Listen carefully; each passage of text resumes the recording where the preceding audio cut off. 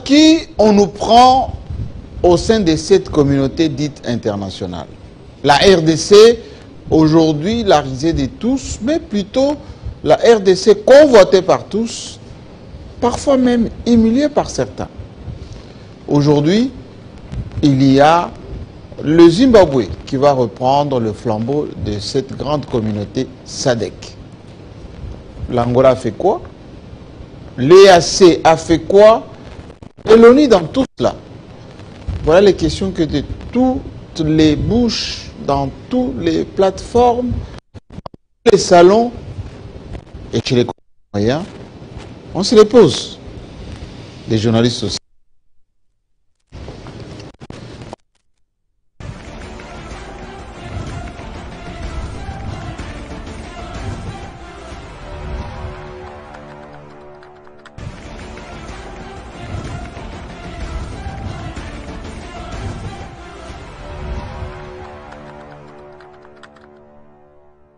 Bienvenue à tous, merci.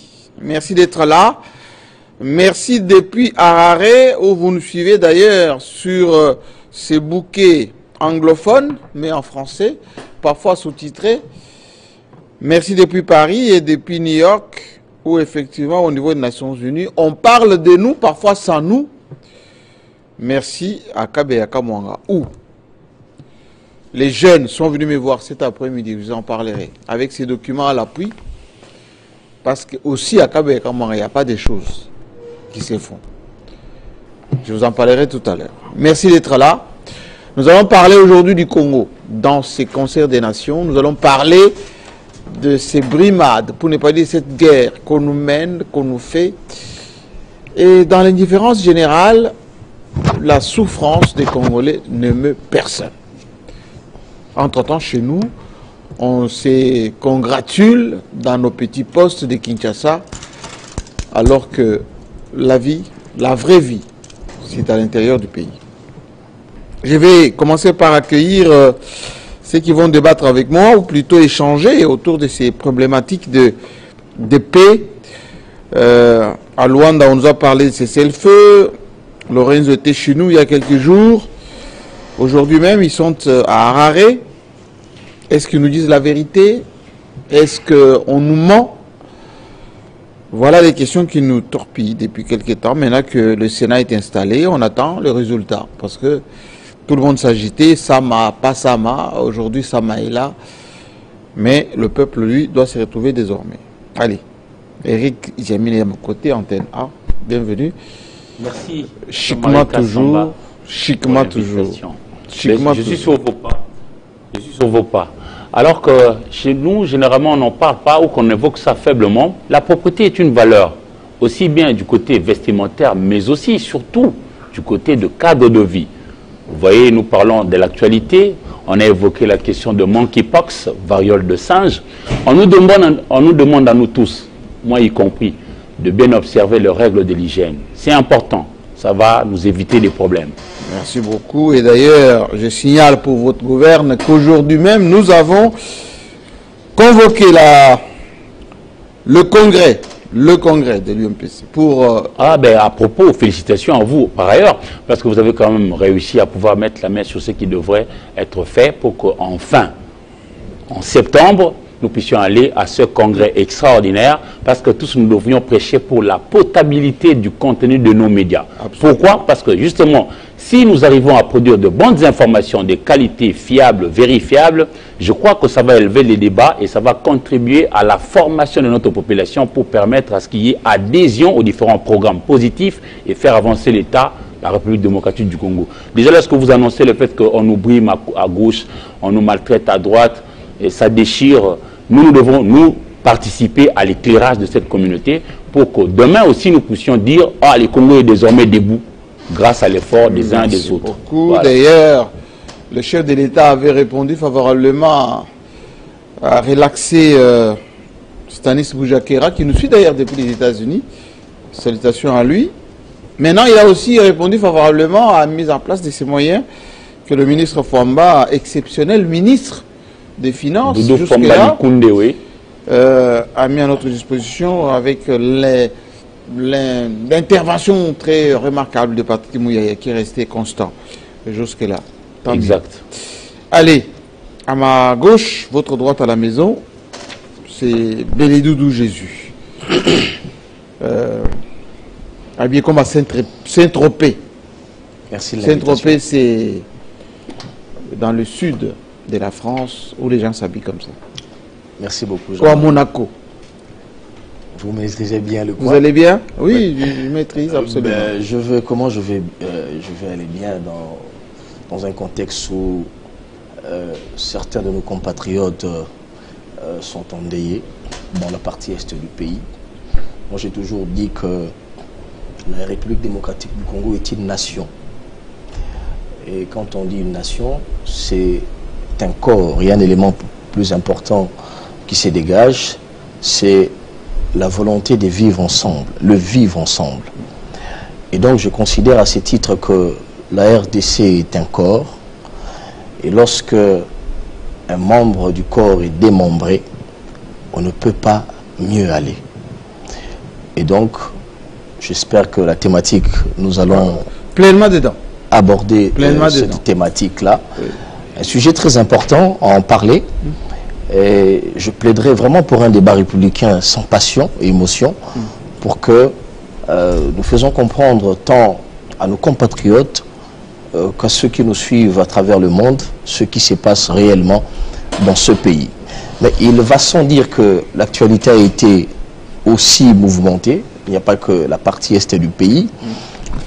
Nous avons constaté au niveau de la justice, oui, des magistrats qui ont pratiquement écrit une missive contre les ministres de la Justice, pas seulement, et au niveau de la fonction publique également. Nous avons vu, moi je suis très curieux, surtout quand il s'agit de la fonction publique. Nous avons vu également deux agitations de gauche à droite. Mais lorsque l'on observe de très loin, vous savez, nous sommes des observateurs indépendants, nous les journalistes, mais nous constatons que dans ce gouvernement souminois, il n'y a que ceux qui tentent de sortir la tête de l'eau qui sont la cible des gens. Je pense, et je pense que ça sera un avis partagé par les compatriotes que nous suivent, que les Congolais ont besoin de voir encore un nouveau Lumumba dans le secteur de la justice, par exemple. Quand parlant de nouveau Lumumba, je fais allusion à un monsieur qui peut oser, à travers des réformes, et un monsieur qui peut être courageux d'affronter justement le problème de la justice. Dire que la justice est malade est une chose, mais trouver des solutions, justement la thérapie dont vous faites allusion, en est une autre. Je vous comprends, vous allez garder la parole. Vous savez, et les gens qui sont à la maison, ils savent ma position par rapport à l'objectivité et surtout la justice, la rentabilité, l'efficacité dans le travail.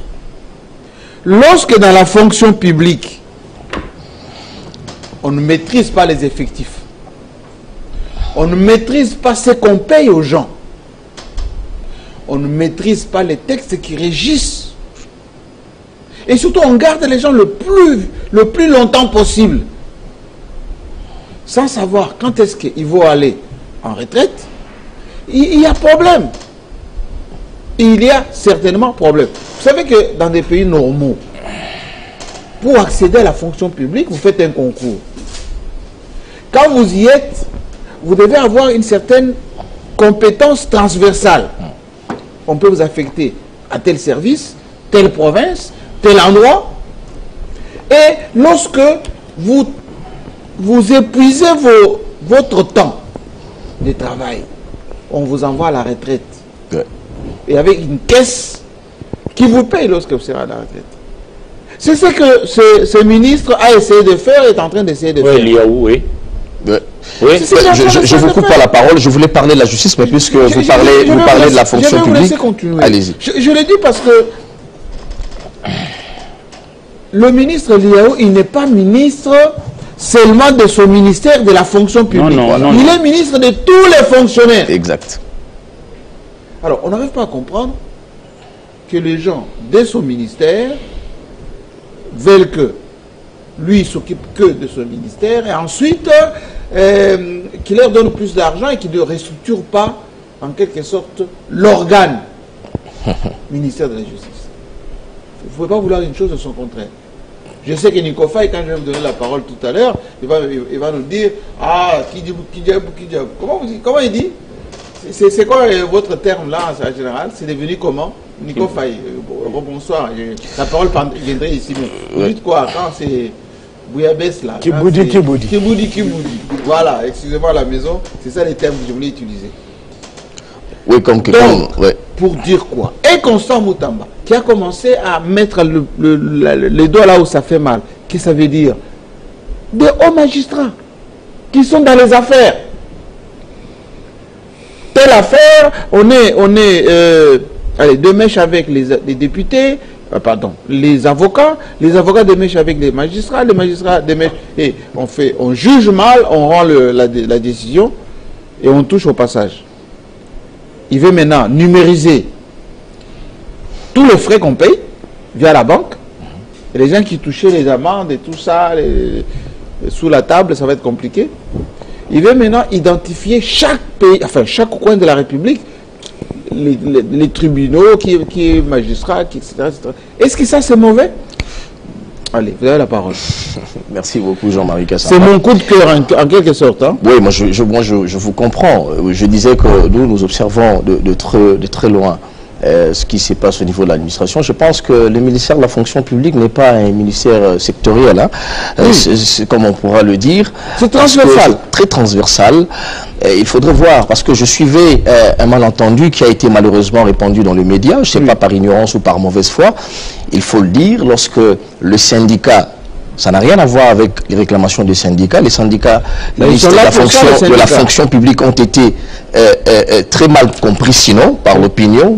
Certains voulaient tirer le drap de leur côté, parce qu'il faut le dire ici, que ce que réclamaient quelques agents du secrétariat de la fonction publique, et ils ont introduit un mémo en rapport avec le réajustement de 2 primes. Il y a notamment le 3e palier, parce qu'il est réclamé. Il y a eu un premier palier et un second, et un deuxième plutôt, le 3e qui devait arriver. Et malheureusement, eux ont fait la déclaration, et la réponse leur a aussi été donnée, parce que nous suivons. C'est-à-dire, le ministre de la fonction publique n'est pas dans la chaîne des dépenses. C'est pas lui qui paye. Ce n'est pas lui qui paye. C'est vrai. Il est vrai que le ministre de la fonction publique peut justement avoir une orientation en ce qui concerne les primes, etc., donner un point de vue. Mais quand on arrive au niveau de la paye de palier, tout ce qu'il peut faire, c'est de faire une pression. Et d'ailleurs, les syndicalistes l'ont dit, nous avions mené des pressions au niveau de la primature. Nous avions vu la première ministre, nous avons vu les ministres du budget ainsi que des finances pour justement la paye du 3e palier qu'ils étaient en train de réclamer. Et malheureusement, on le sait, dans la fonction publique, il y a toujours eu des revendications comme dans d'autres secteurs, mais encore là, on a extirpé ces revendications pour torpiller les individus. On a l'impression que déjà on est dans une sorte de préparation du dauphinat du président de la République. Déjà. Mais parce que si les agents réclament leur paye et que le ministre de la fonction publique, Jean-Pierre Léao, ne paye pas ses agents, mais que la presse qui contourne diamétralement les revendications de ces syndicats pour torpiller le ministre de la fonction publique, moi je pense qu'il y a quand même quelque chose à dire là-dessus. Il y a quelque chose qui cloche. Je pense que vous aurez la parole. Mais il est aussi important, Jean-Marie Kassamba, de souligner que au-delà du fait que le ministre ne paye pas les agents, la fonction publique, mais il faut dire aussi que ce qui fait mal aujourd'hui, c'est des réformes. On revient à ce que on disait sur Constant Moutamba. Qu'est-ce qui se passe actuellement au niveau de la fonction publique? Il y a des réformes. On le disait ici, l'autre fois on s'est moqué, moi sur le plateau, moi ça m'avait intéressé lorsqu'il disait par exemple, il faut que les agents de la fonction publique aient les temps de travail. Vous l'avez dit. Et ça, ce sont des réformes. Le travail commence à 8 h par exemple, et ça se termine à 16 h. où est le mal s'il faudrait redynamiser la fonction publique à ces niveaux? Mais il faut qu'il y ait quand même de la rentabilité, ma foi. Un autre pan, Jean-Marie Kassamba, lorsque vous constatez, en 2015, souvenez-vous, avec Matata Pogno, il a mis à la retraite les personnes qui devraient aller à la retraite, et il était catégorique. Sur les questions des doublons notamment, au niveau des matricules de l'État, Matata était très catégorique. On peut ne pas aimer Matata Pogno. Mais il a fait. Lorsqu'il est arrivé, parmi les premières actions à faire, il fallait toiletter les fichiers de paye. Parce que justement, il y avait à boire et à manger. Il a été mal compris, mais il a enfin donné une orientation. Et aujourd'hui, vous connaissez très bien ma position sur Matata Pogno. Oui, absolument. Mais on peut beau ne pas l'aimer, comme on dit en français, Matata, c'était un réformiste. Et ça, il faut le reconnaître. Mais Liao arrive. Il trouve environ 400 000 agents non mécanisés. 400 000. 400 000 qui attendaient la mécanisation. Et qu'est-ce qu'il fait?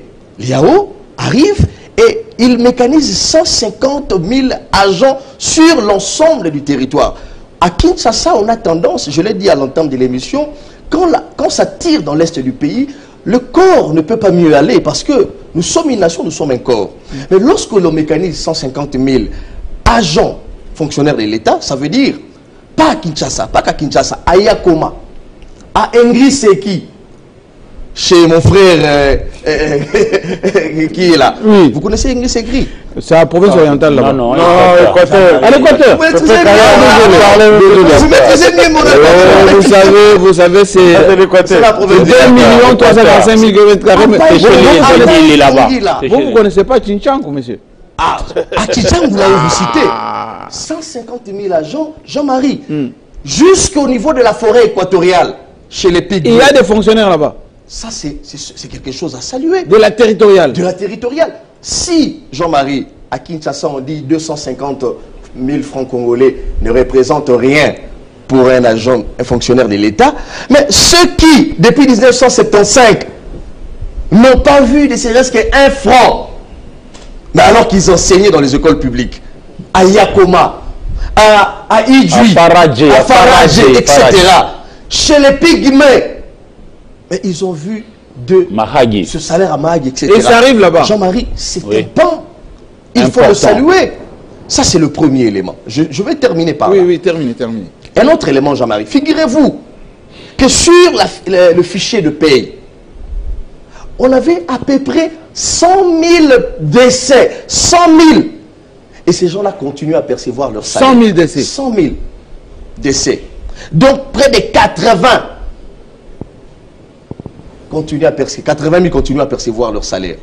Et il fallait commencer par les identifier et les boucher ces trous-là. C'est le un travail qui a été fait par le ministre, le VPM Liao. Ça, ce sont des choses à apprécier. Il y a également, Jean-Marie, le lancement de l'opération biométrique.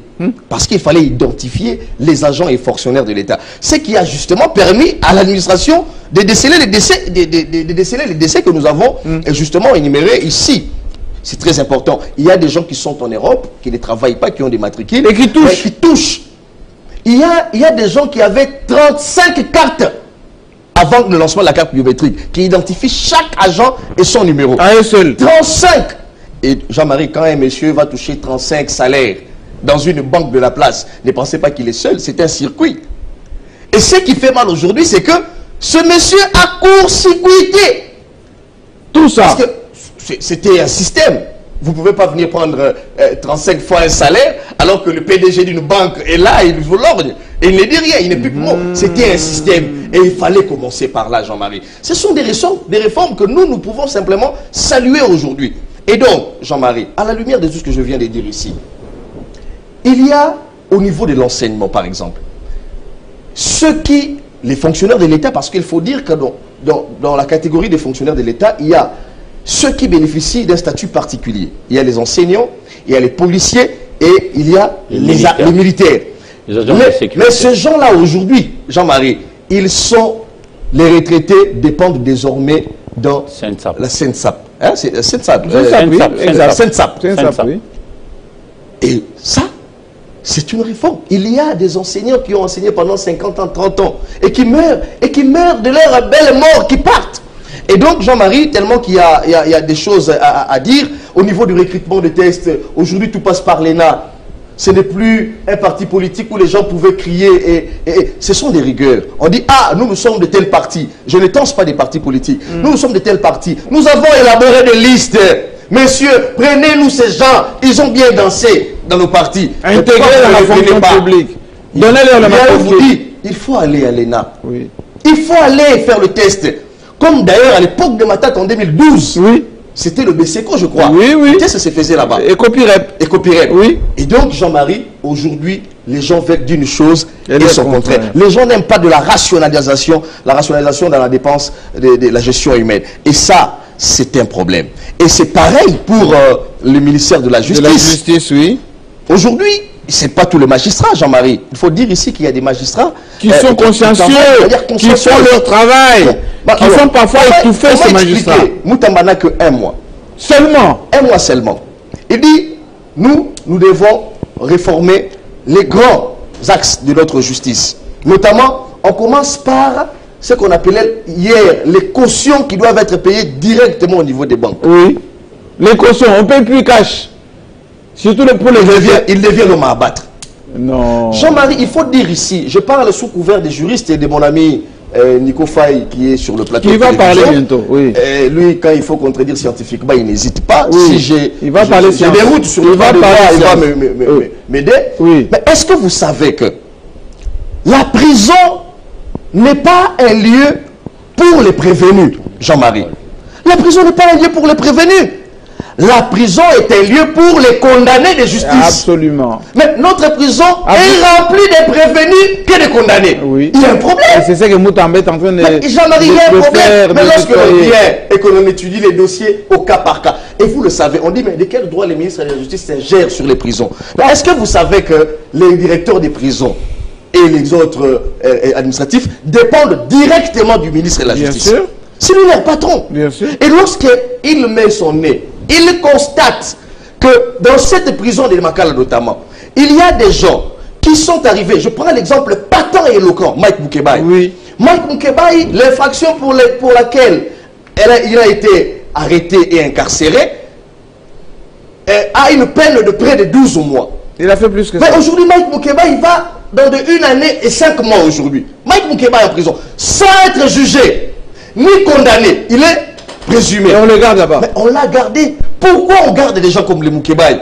Pourquoi il y a des individus qui, justement, ont leur jugement pour quitter la prison, mais dont on les garde pendant 2 années, 3 années? Et le dire, il y a des gens qui viennent pour dire non. Et il faut dire ici que Moutamba n'a pas de problème avec les magistrats. Loin s'en faut. Moutamba a le problème avec ceux qui ne veulent pas de la réforme de la justice. Et je vais faire un plaidoyer pour terminer par là, au chef de l'État. Regardez dans votre gouvernement, ceux qui sortent la tête de l'eau pour une justice participative à travers ces tribunes dont les magistrats viennent l'interdire aujourd'hui. C'est une justice, Jean-Marie, on rend la justice au nom du peuple. Mais comment voulez-vous que les ministres de la justice n'abordent pas les questions avec le peuple? Il y a un problème. On veut les cloisonner. Il y a un problème. On veut les cloisonner. On sait que Moutou a la décision de continuer la prison, ce qui a fallu 2 ans, on sait $2000 par Obimisaï. Et ils sont un héros. Ah, magistrat, là, ça va puissant. Mais vous envoyez des prévenus remplir les prisons. Parce que vous savez qu'il n'y a pas de décision. À tout moment, avec la clé de dos, vous pouvez les sortir. Il y a un problème. Et donc, Jean-Marie, je pense que les chefs de l'État doivent protéger ceux qui travaillent. Vous avez cité Liao. Moi, je cite Moutamba. Je citerai aussi Doudou Famba. Peut-être si on doit la parole, on pourra tourner Doudou Famba qui jusque-là aussi. Doudou Famba qui m'a personnellement épaté ces ministres des Finances avec un langage républicain et réaliste. Je reviendrai sur Doudou Famba. Vous savez, moi, les ministres des Finances en général, je suis souvent très méfiant. Mais à l'écouter parler, il a publié un livre qui est pas mal. Je reviendrai. Allez. Charles Kankou, sagement installé. Ça va? Oui, ça va, merci. Je vais vous transmettre les salutations de nos amis d'Afrique du Sud, de Djobour précisément, avec lesquels j'ai échangé cet après-midi. Ils m'ont posé la question, est-ce qu'il sera là le monsieur avec des lunettes qui parle avec beaucoup de véhémence? Véhémence? Oui. Comment ça? C'est comme ça. Comment véhémence? Voilà. Quand vous traitez des sujets, vous êtes patriote. Véhémisme, oui. passion par moment, oui. Ça veut dire qu'il y a eu passion, détermination. Mais pas de véhémence. Hein. Enfin, les mots sont comme des pistolets, s'il parle, il tire. Comme disait un écrivain français. Beaucoup d'envergure, on va dire. Allez. Est-ce que vous allez bien d'abord? Moi, je vais bien vous poser cette question. Oui, je vais bien, Jean-Marie Kassamba. Vous savez qu'on avait eu un débat un petit peu houleux sur ce plateau. Ah, sur le là-bas la semaine passée. Malheureusement. Est-ce que vous savez que ça a continué ces débats 3 jours d'affilée? Non, mais c'est ce que je voulais dire ici. On a reçu des menaces, des gens... Quelqu'un m'a dit, enfin, comme c'est un fonctionnaire, je ne veux pas le référencer, mais il travaille notamment pour le service de l'État, qui nous a suivis et qui a dit, mais M. Charles Kinkanko a menti, il nous a manipulés. Est-ce que vous avez menti? Écoutez, Jean-Marie Kassamba, le problème c'est quoi? Moi, personnellement, j'ai reçu des menaces. Hein. Oh, oui, mais bien sûr, mais des gens qui se réclament d'une certaine tribu, qui m'ont dit que cette tribu-là, oh là-bas, je n'aime pas citer le nom de cette tribu-là parce que nous travaillons pour l'unité au sein de notre pays. Bien sûr. Pour l'unité, rien que ça. Mais on menace et s'il y a des rivalités de clochers dans une province X ou Y, ne fût-ce qu'au niveau national, nous devons prêcher la paix. Et c'est pas le nous devons prêcher la paix. Et les gens de cette tribu-là m'ont attaqué. Je peux lire même certains messages ici sur ce plateau.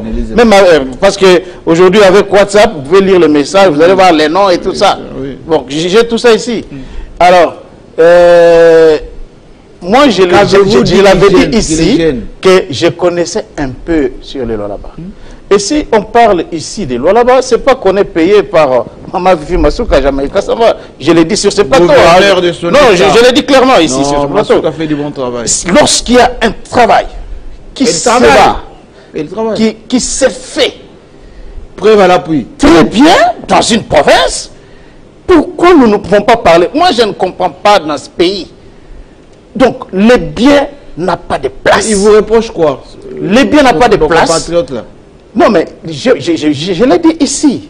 Les gens d'une tribu quelconque m'ont attaqué pour dire que tout ce que je disais était faux. Et que la tribu là, c'est elle qui a géré cette province-là. Et si on parle de cette province-là, c'est cette tribu-là.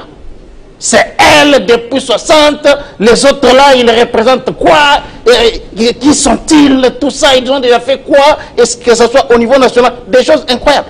Des choses incroyables. J'ai compris que dans nos provinces, le Congo est un pays qui doit devenir une nation. Un État qui doit devenir une nation. Il faut consolider. Absolument. C'est très important. Le maréchal disait que ce n'est pas facile que d'être les Zaïre. Il faut consolider, construire la nation congolaise. L'État, oui. Un État inachevé. Comme Kabouel Mouna le disait. Mais la nation congolaise, il faut travailler là-dessus pour la consolider. Parce qu'aujourd'hui, au niveau de Kinshasa ici, les gens, lorsque vous êtes de l'Équateur à Kinshasa, vous pouvez vous dire non, on est frères et tout ça. Mais une fois à Mbandaka, une fois à Lissala, là, les divisions commencent là-bas. Et c'est la même chose au Congo central. Vous connaissez aujourd'hui. Cataracte, Bas-Fleuve. Bas-Fleuve, au Kasaï, n'en parlons pas. Au Katanga là-bas, ici à Kinshasa, on connaît Katanga. Mais dès que vous arrivez à Lubumbashi, au Lualaba, vous allez voir que des gens, il y a toujours ça un peu partout à travers la République. Comprenez-le. Donc, moi, lorsqu'on parle ici de la province de Lualaba, c'est parce que c'est une province qui se démarque de toutes les autres provinces. S'il y a une autre province dans laquelle il y a des infrastructures construites, mais les Lualaba, comme on parle de ça, s'il y a un gouverneur qui a un travail, je dois vous le dire ici que Mme Fimasuka a déposé le programme quinquennal de son gouvernement économique pour les 2024 à 2028. Il a déposé ça à l'Assemblée provinciale dirigée par le président Jean-Marie Kassai Tchingambo. Et elle a déposé ça hier. Et je crois que peut-être la semaine prochaine, il y aura investiture. Il y aura présentation devant l'Assemblée provinciale et puis l'investiture. Mais bien qu'on ne connaît pas encore beaucoup plus sur ces programmes-là, on attend pour comparer ça avec le programme d'autres provinces, parce qu'on doit aussi parler de ce que les gouverneurs font. Comme on peut parler ici, sur ce plateau, des ministres qui se distinguent avec des actions telles que l'IAO, Constant Moutamba. Pourquoi on ne peut pas parler des provinces? Nous devons connaître le programme des gouvernements provinciaux. C'est chiffré comment, quels sont les axes principaux. Nous devons connaître ça pour en parler. 10 milliards. 10 milliards. Voilà. 10 milliards. Nous devons connaître ça pour en parler et démontrer à l'opinion qu'est-ce que sont ces gouverneurs-là qui font effectivement bien le travail pour l'avancement de ces pays. Parce que si on a pris la décentralisation, ça n'a rien de partisan. C'était pour booster le développement à la base. Oui. Mais il y a des gouverneurs qui ne font absolument rien. Depuis qu'ils ont été élus, on ne connaît rien de ce qu'ils font. Surtout, donc, voilà pourquoi, surtout du côté de chez moi là-bas. Voilà pourquoi, lorsque nous avons... de chez moi là-bas. Voilà pourquoi Jean-Marie Kassamba, si nous avons l'occasion d'accéder aux données de la province de Lualaba par exemple et d'autres provinces, ne m'empêchez pas prochainement de parler de ça en détail. Alors maintenant, parce que j'ai voulu mettre un petit accent là-dessus, Jean-Marie, pour vous avez recadré. Vous avez recadré. Ce que Beledou vient de dire ici. Il y a un ministre ou des ministres. Le premier ministre, le ministre qui aujourd'hui se distingue de manière remarquable. Oui. Mais c'est Constant Moutamba. Mais c'est... Il y a seulement un mois, il est là. Ces garçons étonnent. Moi, j'ai vu des Congolais lambda dans des rues de Kinshasa se poser la question, mais est-ce qu'il y avait vraiment un ministre de la Justice avant lui? Les gens se posaient des questions. Est-ce que le ministre de la Justice avait des attributions, pouvait faire des actions comme nous le voyons aujourd'hui? Que faisait le ministre de la Justice qui était là avant Moutamba? Oui. Il faisait quoi? Est-ce que tout ça, c'est dans les attributions de ces ministres? Les gens se posent des questions. Donc, aujourd'hui, Constant Moutamba rend ce ministère-là un ministère célèbre, un très grand ministère. Sérieux, sérieux. Voilà. Pourquoi? C'est un gars qui descend sur terrain. On n'a pas besoin aujourd'hui de voir des ministres rester dans leur bureau du 1er au 30. Faire les audiences. Ou faire les audiences là-bas, rien que les audiences là-bas. Et puis aller au restaurant. Dormir, prendre un peu de café la nuit, se retrouver dans des milliers d'interlopes. Non, nous avons besoin de voir les ministres qui descendent sur terrain. Avec les antichambres. Aller à la rencontre des faits sur terrain. Des faits sur terrain avec la population. Parce que les conseillers peuvent produire par moment des faux rapports. Bien sûr. Et induire l'autorité en erreur. Mais lorsque vous avez un ministre comme Moutambala qui descend lui-même en prison, commencer à compulser chaque dossier. Qu'il n'y a pas de matelas. Regardez, monsieur, ton cas c'est quoi? En ce moment-là, vous avez accès directement à la vérité. Mais regardez, et vous pouvez décider en conséquence. En son temps, nous avons le Bambi avait essayé aussi de faire, mais avec Moutamba, on s'amplifie. Parce que Constant Moutamba, la Bible dit que la justice élève une nation. Sans justice, en tout cas, on ne peut pas parler du développement. Et on ne peut même pas parler du développement. Parce que pour traquer les voleurs, les détourneurs, tout ça, ça doit passer par la justice. Il faut que nous ayons une justice qui fonctionne comme il se doit. Et aujourd'hui, nous le voyons avec ces ministres qui se distinguent et faire comme Luzolo Bambi.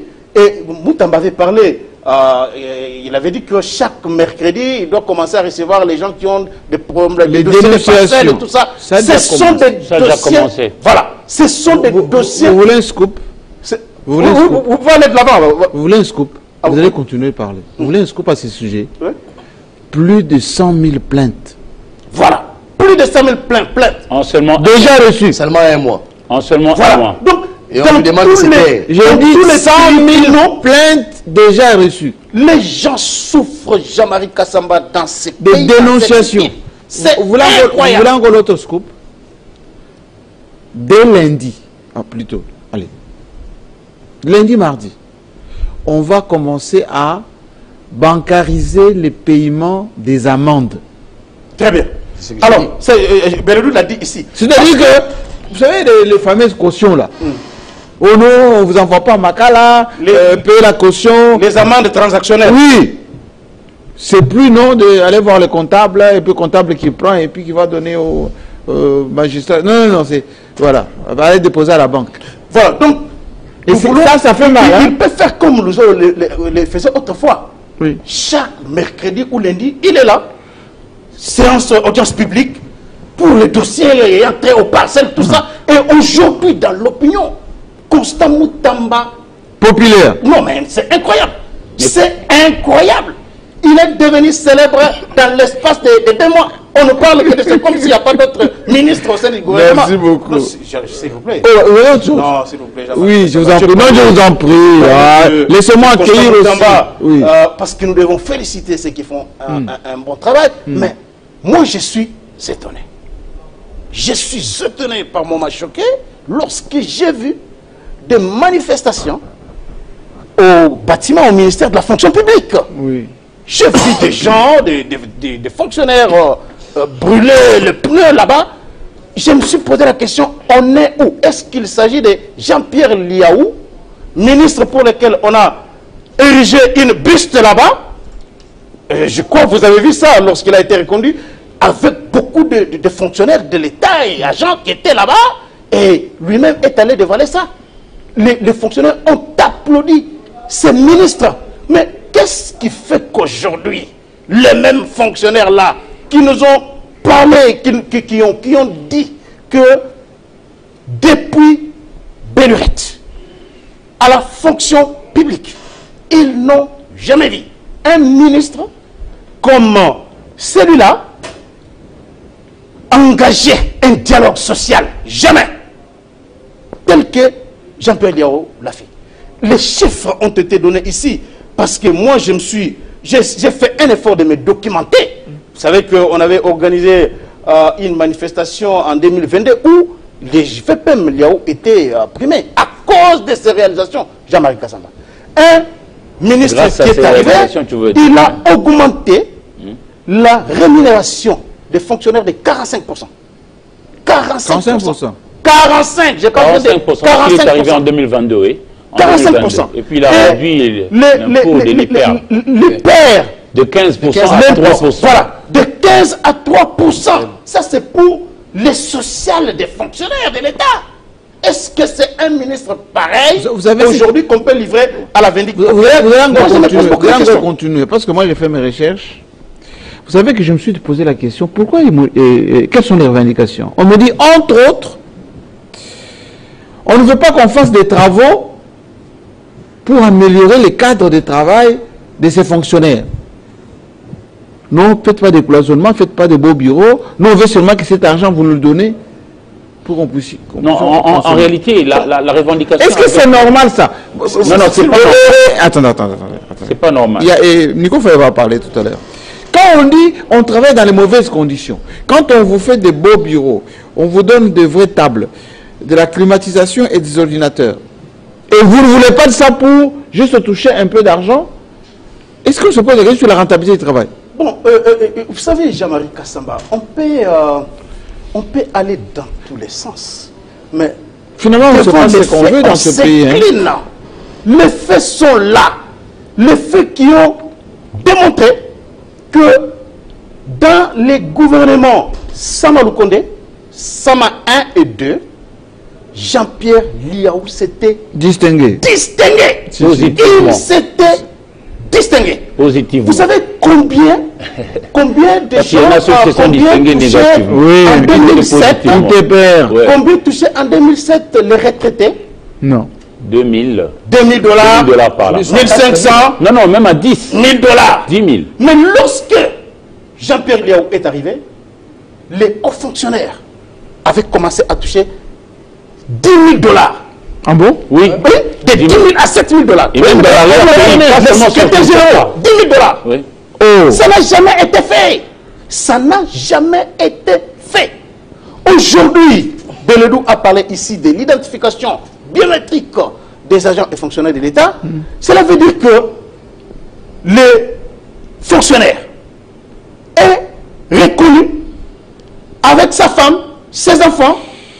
l'État congolais. La numérisation, le portail numérique qui a été créé par Jean-Pierre Liao permet à un fonctionnaire de n'importe quel coin du pays où il se trouve d'accéder à ces données. Avec sa carte. Voilà. Donc, Jean-Pierre Liao, c'est un ministre qui a amené la rigueur, la discipline, l'équité. Aujourd'hui, les combats qu'il va affronter, parce que c'est les injonctions que le président de la République, la mission que le président de la République a donnée à ses ministres, c'est d'essayer un petit peu d'éliminer les inégalités, disparités que l'on connaît entre Kinshasa et la province. Dans les primes. Oui. Parce que vous savez, il y a des ministères où les agents touchent des millions de francs congolais comme prime, alors que dans d'autres ministères, il n'y en a pas du tout. Ne parlons même pas des policiers et des militaires, c'est incroyable. Et le président de la République a instruit au ministre Jean-Pierre Liao de s'atteler là-dessus pour mettre en place une nouvelle politique salariale afin qu'il n'y ait pas de jérémiades dans certains ministères où, lorsque tu es là-bas, tu peux même commencer à aller gérer dans des églises parce que tu te retrouves, tu travailles au ministère de l'Agriculture, au ministère, je sais pas moi, des pêches. Et nous le savons, nous savons tous, lorsque on nomme un ministre à la formation professionnelle, même au sein de la famille, il y a un risque que les gens ne puissent pas festoyer comme ça a toujours été le cas dans notre pays. Alors, voilà. Mais le ministre Jean-Pierre Liao a abattu un travail incroyable et il y a encore beaucoup de choses qu'il va faire. 11 000 retraités en l'espace de 2 ans. Ça, il faut féliciter ces ministres. Il faut féliciter ces ministres. Et ça ne s'est pas arrêté là parce que d'ici là, il y aura encore beaucoup d'autres fonctionnaires qui iront en retraite, ce qui n'était pas le cas des fonctionnaires de l'État qui ont fait des années et des années qui ne montaient pas en grade, mais c'est sous Liao qu'ils ont connu la promotion. Et combien d'agents de l'État qui n'étaient pas mécanisés l'ont été sous Jean-Pierre Liao. Et cela continue jusqu'à aujourd'hui. Donc c'est pour dire que les fonctionnaires qui ont manifesté à cause de la prime, là, je peux comprendre ce qu'ils ont fait parce qu'ils n'avaient pas suffisamment d'informations. Et vous les avez donné maintenant l'info. C'est une action mal orientée. Ils auraient pu s'adresser au ministère du budget, à la direction des pays où traînent ces dossiers-là, que d'aller manifester chez Jean-Pierre Liao. Absolument. Voilà. Merci beaucoup. Je signale d'ailleurs que Constant Moutamba va lancer bientôt les états généraux de la justice. Et c'est là où les Romains vont s'empoigner parce que beaucoup de choses vont sortir. Hein? Beaucoup de choses, états généraux, pour essayer de voir comment réformer tout ceci. Il y a quelqu'un qui est resté très calme, en train de noter petit à petit. On l'appelle l'avocat du peuple, juriste de son état. Il s'appelle Nico Faye. Bienvenue, monsieur. Merci beaucoup. Merci beaucoup. Vous n'avez pas de chiffres, c'est fini ça. Moi, je vous accueille seulement pour qu'on commence les débats. Non, les chiffres ne peuvent pas manquer. Et les chiffres sont des repères. Ils sont comme ça. Mais les processus électoraux sont déjà terminés. L'Allemagne d'Afrique est en train d'aller sans boussole. Il faut avoir des repères. Que le peuple retienne que nous sommes à 798 jours depuis que le régime a abandonné la cité de Bunagana. Nous sommes en négociation. Bon, moi j'ai dit, ça fait 798 jours que le régime a abandonné la cité de Bunagana. Cité de Bunagana qui est une cité dans le territoire de Rutshuru. Et vous savez qu'il n'y a pas que Rutshuru, il n'y a pas que Lubero, Nyiragongo et Massissi que le régime a abandonné. 702 jours depuis que le régime nous a mis dans une situation dont on ne sait pas comprendre. On sait qu'en 2019, il y a eu remise et reprise le 24 janvier. Le mandat étant de 5 ans. Mais vous revenez sur la même chose. Oui, le rappel, ce n'est pas encore passé parce que le passé rattrape toujours. Dans les États, si vous vous dopez et que vous arrivez à gagner un trophée, Si l'on se rend compte que non, vous vous étiez dopé au moment où vous avez gagné les procès, on vous non, parce qu'il y a eu fraude. Les mandats étant de 5 ans, il y a eu remise reprise le 24 janvier. Qu'on explique à mon peuple comment on peut assister à une cérémonie le 20 janvier. Faisons le calcul. Le 24 janvier 2019, plus 5 ans. Comment on peut assister à une cérémonie le 20 Mais c'est fait déjà, c'est déjà passé. 738 jours depuis que Jean-Marc Kabunda est à la prison centrale de Makala. Mais j'ai vu que ces partisans ont organisé une manifestation je crois que c'était à la qui a connu beaucoup de succès. Hein. Vous savez qu'il y a un peu de monde hein, pour lui aussi. Oui, c'est suite aux résultats sur le terrain que les gens commencent à aller se consoler dans d'autres parties. La déception. De quoi? De la gestion de la Respublica. Vous savez, les gens avaient reposé beaucoup d'espoir sur ce régime, mais hélas, je n'aimerais pas enjamber une autre étape.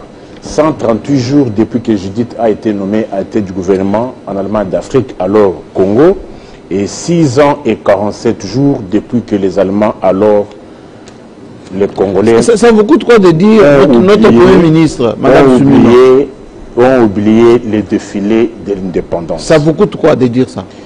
Vous avez abordé des sujets qui touchent à la survie de l'homme. Je pense que nous devons les traiter pour que les dirigeants et les dirigés tous puissent se retrouver. Commençons par la fonction publique. Contrairement à tout ce qu'on lance dans le média, depuis juin 2022, que Jean-Pierre Liaou a distribué des cartes biométriques. Comment distribuer? On a identifié les gens. Tu dis a identifié. Oui. Alors, la remise de la carte, dans les termes. La remise de la carte biométrique suppose que le détenteur de ces cartes doit commencer à toucher son salaire. Pas forcément. Alors, c'est quoi? Après la carte biométrique. Mais il faut qu'on puisse l'identifier et puis savoir... L'identification. Jean-Marie, vous êtes un enseignant, je vous ai toujours dit, quand vous dites que non, identification, pouvez-vous identifier quelqu'un après avoir trouvé la carte? C'est avant la remise de la carte qu'on identifie la personne. Vous vous identifiez après la délivrance de la carte. On est où? C'est vous identifiez, vous délivrez la carte. La carte, c'est la pièce qui démontre que non, effectivement, on est fonctionnaire. On a numérisé quoi alors? Je dis ceci. Non, moi je ne suis pas dans vos histoires de numéros. Je dis ceci. Numérisation ou quoi? Il faut que l'homme commence par vivre de son travail. Le travail... Même s'il ne travaille pas. Mais pourquoi lui avoir délivré la carte? Même s'il vient en retard, même s'il n'est pas opérationnel, même s'il a déjà travaillé longtemps, on ne peut pas l'envoyer à la retraite. Non. Moi, je parle de cartes biométriques délivrées en juin 2022. Posez la question à ceux-là qui ont reçu les cartes biométriques remises par qui? Par Jean-Pierre Liaou. Est-ce que ce peuple-là est-il payé? S'ils sont payés, combien, à quel pourcentage? Vous savez, aujourd'hui, nous assistons à une escroquerie de l'État. Ils sont payés ou pas? Attention, beaucoup ne sont pas payés. Donc tu reconnais qu'il y a ceux qui sont payés. Bah, attends. Non, est-ce que tu reconnais qu'il y a ceux qui sont payés? Mes frères, combien? Mes frères, tenez compte de ce plus grand nombre qui croupit dans la misère la plus noire. Trouvez-vous normal quelqu'un à qui l'on remet une carte biométrique et qu'il fasse 2 ans sans être payé? Vous voulez donner quelle explication? Allez par exemple ici au cadastre. Nous dénonçons le mauvais comportement des agents du cadastre et consorts. Mais comment expliquer que quelqu'un qui a travaillé 2 ans sans être payé, même à transfert à 5 000 francs, comment va-t-il faire face à cela? Il faut qu'on arrive à comprendre ce que nous voulons dans la vie. Poursuivez, monsieur. Non, je touche les points que vous avez soulevés. Parce que l'opinion risque de croire que non, le tapage médiatique, c'est ça la vérité réelle. Ce n'est pas ça la vérité réelle.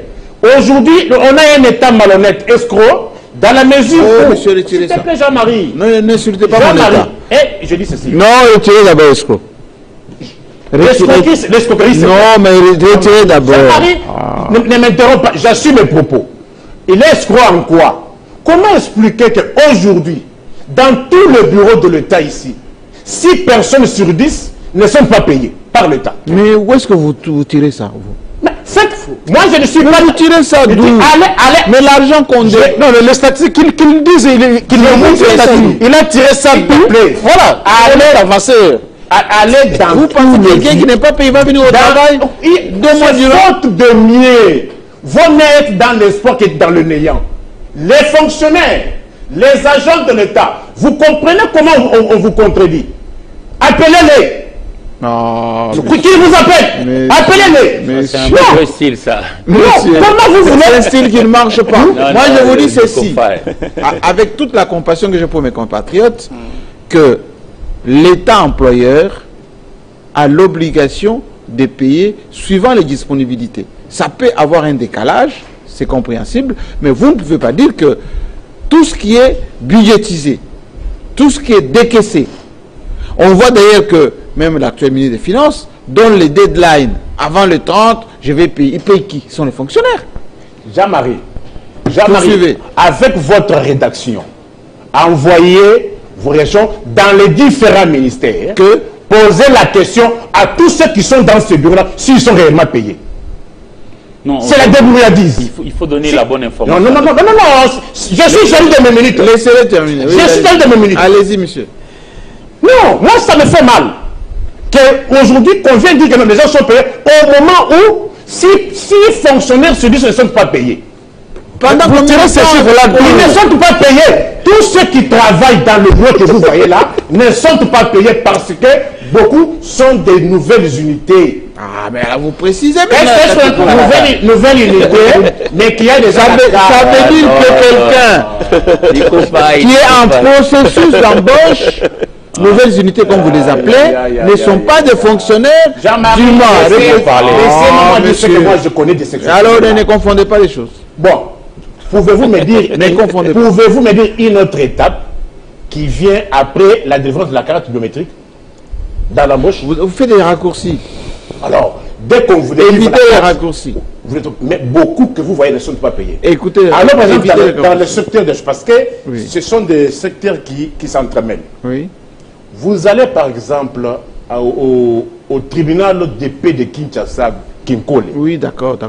Qu'est-ce qui se passe? Vous ne trouvez que des juges. Et tous les deux ne sont pas payés. Mais ça, c'est les mises en place. S'il te plaît. On appelle ça mise en place. Moi, je suis en train maintenant, la question, je fais allusion et à la justice et à la fonction publique. D'accord. Il n'y a que deux juges. Or, les tribunaux n'étaient pas saisis s'il y a des juges. Or, s'il y a des détenus à Makala, comment le tribunal va-t-il aller statuer en chambre de conseil? Moi, je pose des questions de fond. Je pose des questions de fond. C'est-à-dire, si quelqu'un est arrêté à Makala, c'est le tribunal de paix qui doit statuer en chambre de conseil. Mais si la composition n'est pas complète, comment on va traiter? C'est ça qu'on a autant de prisonniers? Moi, je dis une de cause. Une. Vous ne cherchez pas à trouver ça de manière partielle. Le problème est général et les responsabilités sont partagées.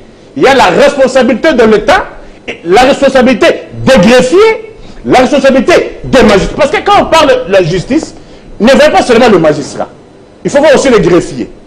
Il faut voir aussi les justiciables. Il faut voir aussi le gouvernement. Que fait le gouvernement pour que la bonne marche de cette justice-là? C'est ça la question que vous me posez. Vous savez, nous avons une justice. Nous avons une justice qui fonctionne avec les frais des justiciables. Posez la question, si le régime donne les frais de fonctionnement aux magistrats et consorts, il n'y a pas de frais de fonctionnement. Trouvez-vous normal? Mais le président a dit qu'il va donner l'argent. Il va donner l'argent. Mais aujourd'hui, là, comment ça se passe? Il est en train de donner les moyens. Vous dites, il va. Vous êtes des futurologues, des Kadimomino. Moi, je ne suis pas Kadimomino, je suis Kadimanto. Vous êtes populiste, monsieur. Ça va fonctionner comment? Il est populiste. Et il y a des gens comme ça à la maison qui applaudissent là. Ça fait mal. Vous êtes Kadimanto. Vous êtes quoi? Kadimanto. Moi, je suis Kadimanto. Ça veut dire Kadimanto, ça veut dire quelqu'un qui laboure. N'est-ce pas? Qui laboure. C'est quel là? C'est un Chiluba. Ça veut dire quelqu'un qui laboure, lui il laboure. C'est comme le cowboy et les renards, n'est-ce pas? C'est-à-dire que les Kadimomino, c'est eux qui programment toujours. Moi, je serai là-bas. Il rentre à la maison, il fait des plans sur la comète. Et vous êtes qui? Oh non, moi je suis réaliste. Journaliste. Je suis réaliste, moi. Oui, vous n'avez pas fini ça, Marie. Vous avez touché des secteurs cruciaux. Vous avez touché des secteurs cruciaux. Oui. Nous condamnons le comportement. Parce que moi qui vous parle ici, je connais un dossier. Une maman veuve d'un militaire vendeuse de farine à Bédamil. On a escroqué 24 000 $.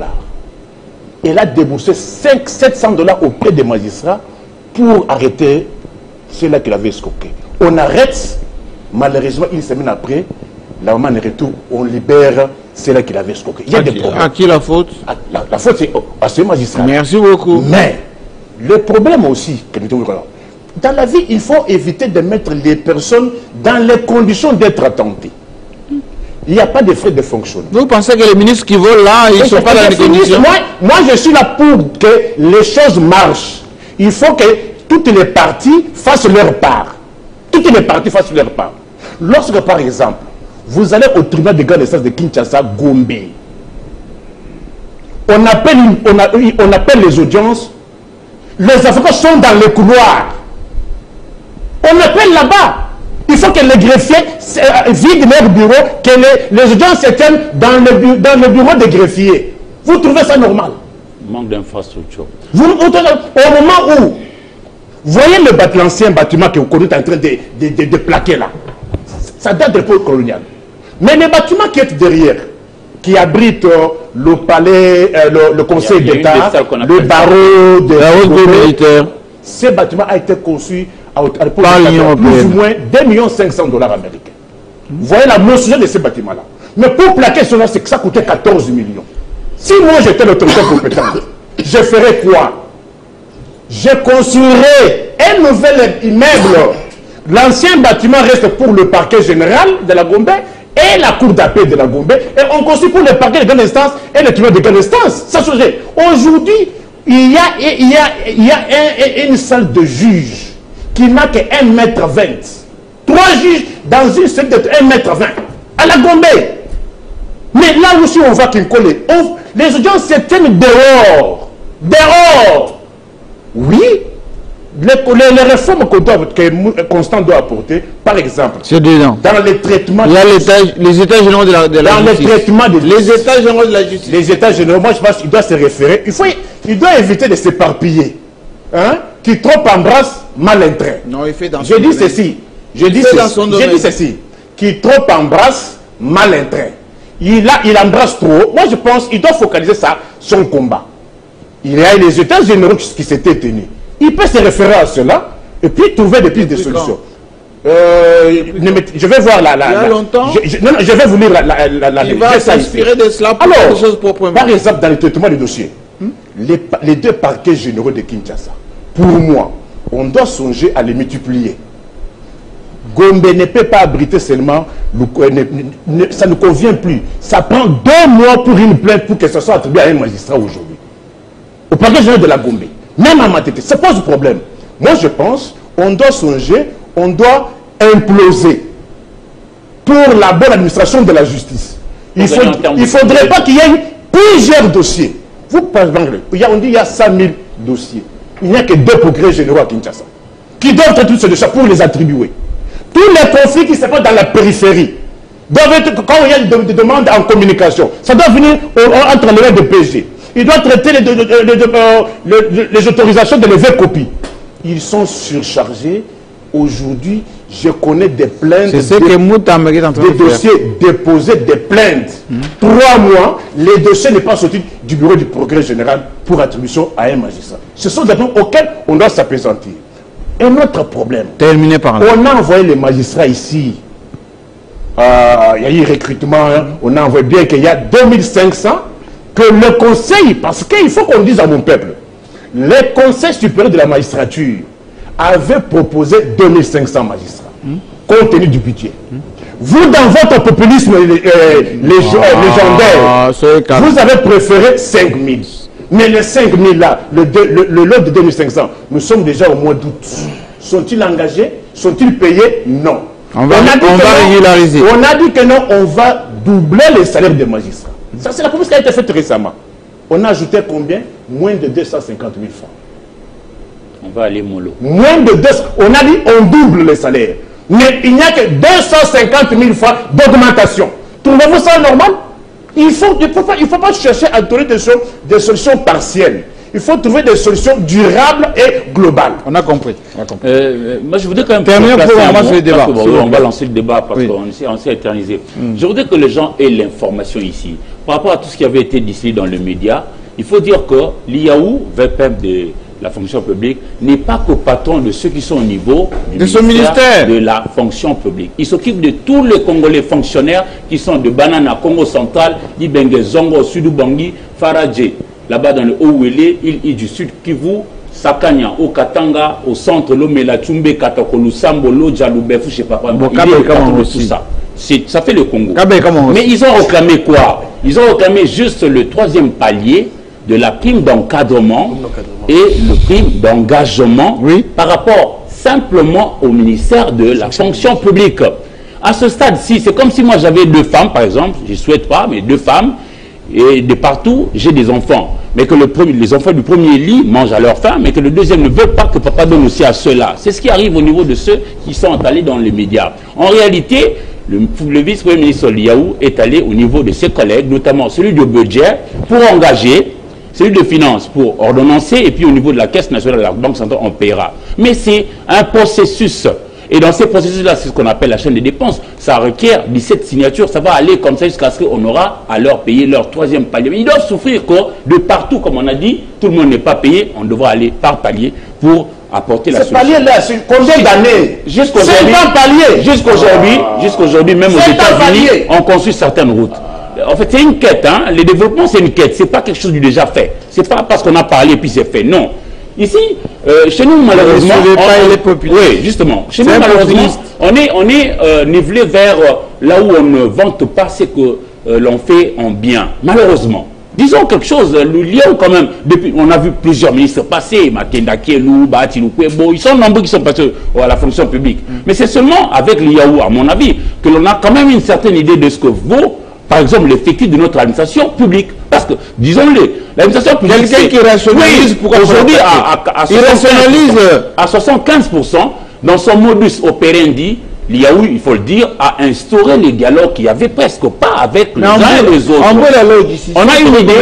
On a une idée de la taille de ceux qui travaillent pour l'État, de partout où j'ai cité là. On a quand même une idée. Je ne dis pas que c'est déjà fait. Mon ami Charles Kera a évoqué ici la province de Lolaba. Et je comprends les propos du procureur auprès le peuple, Nico Faye.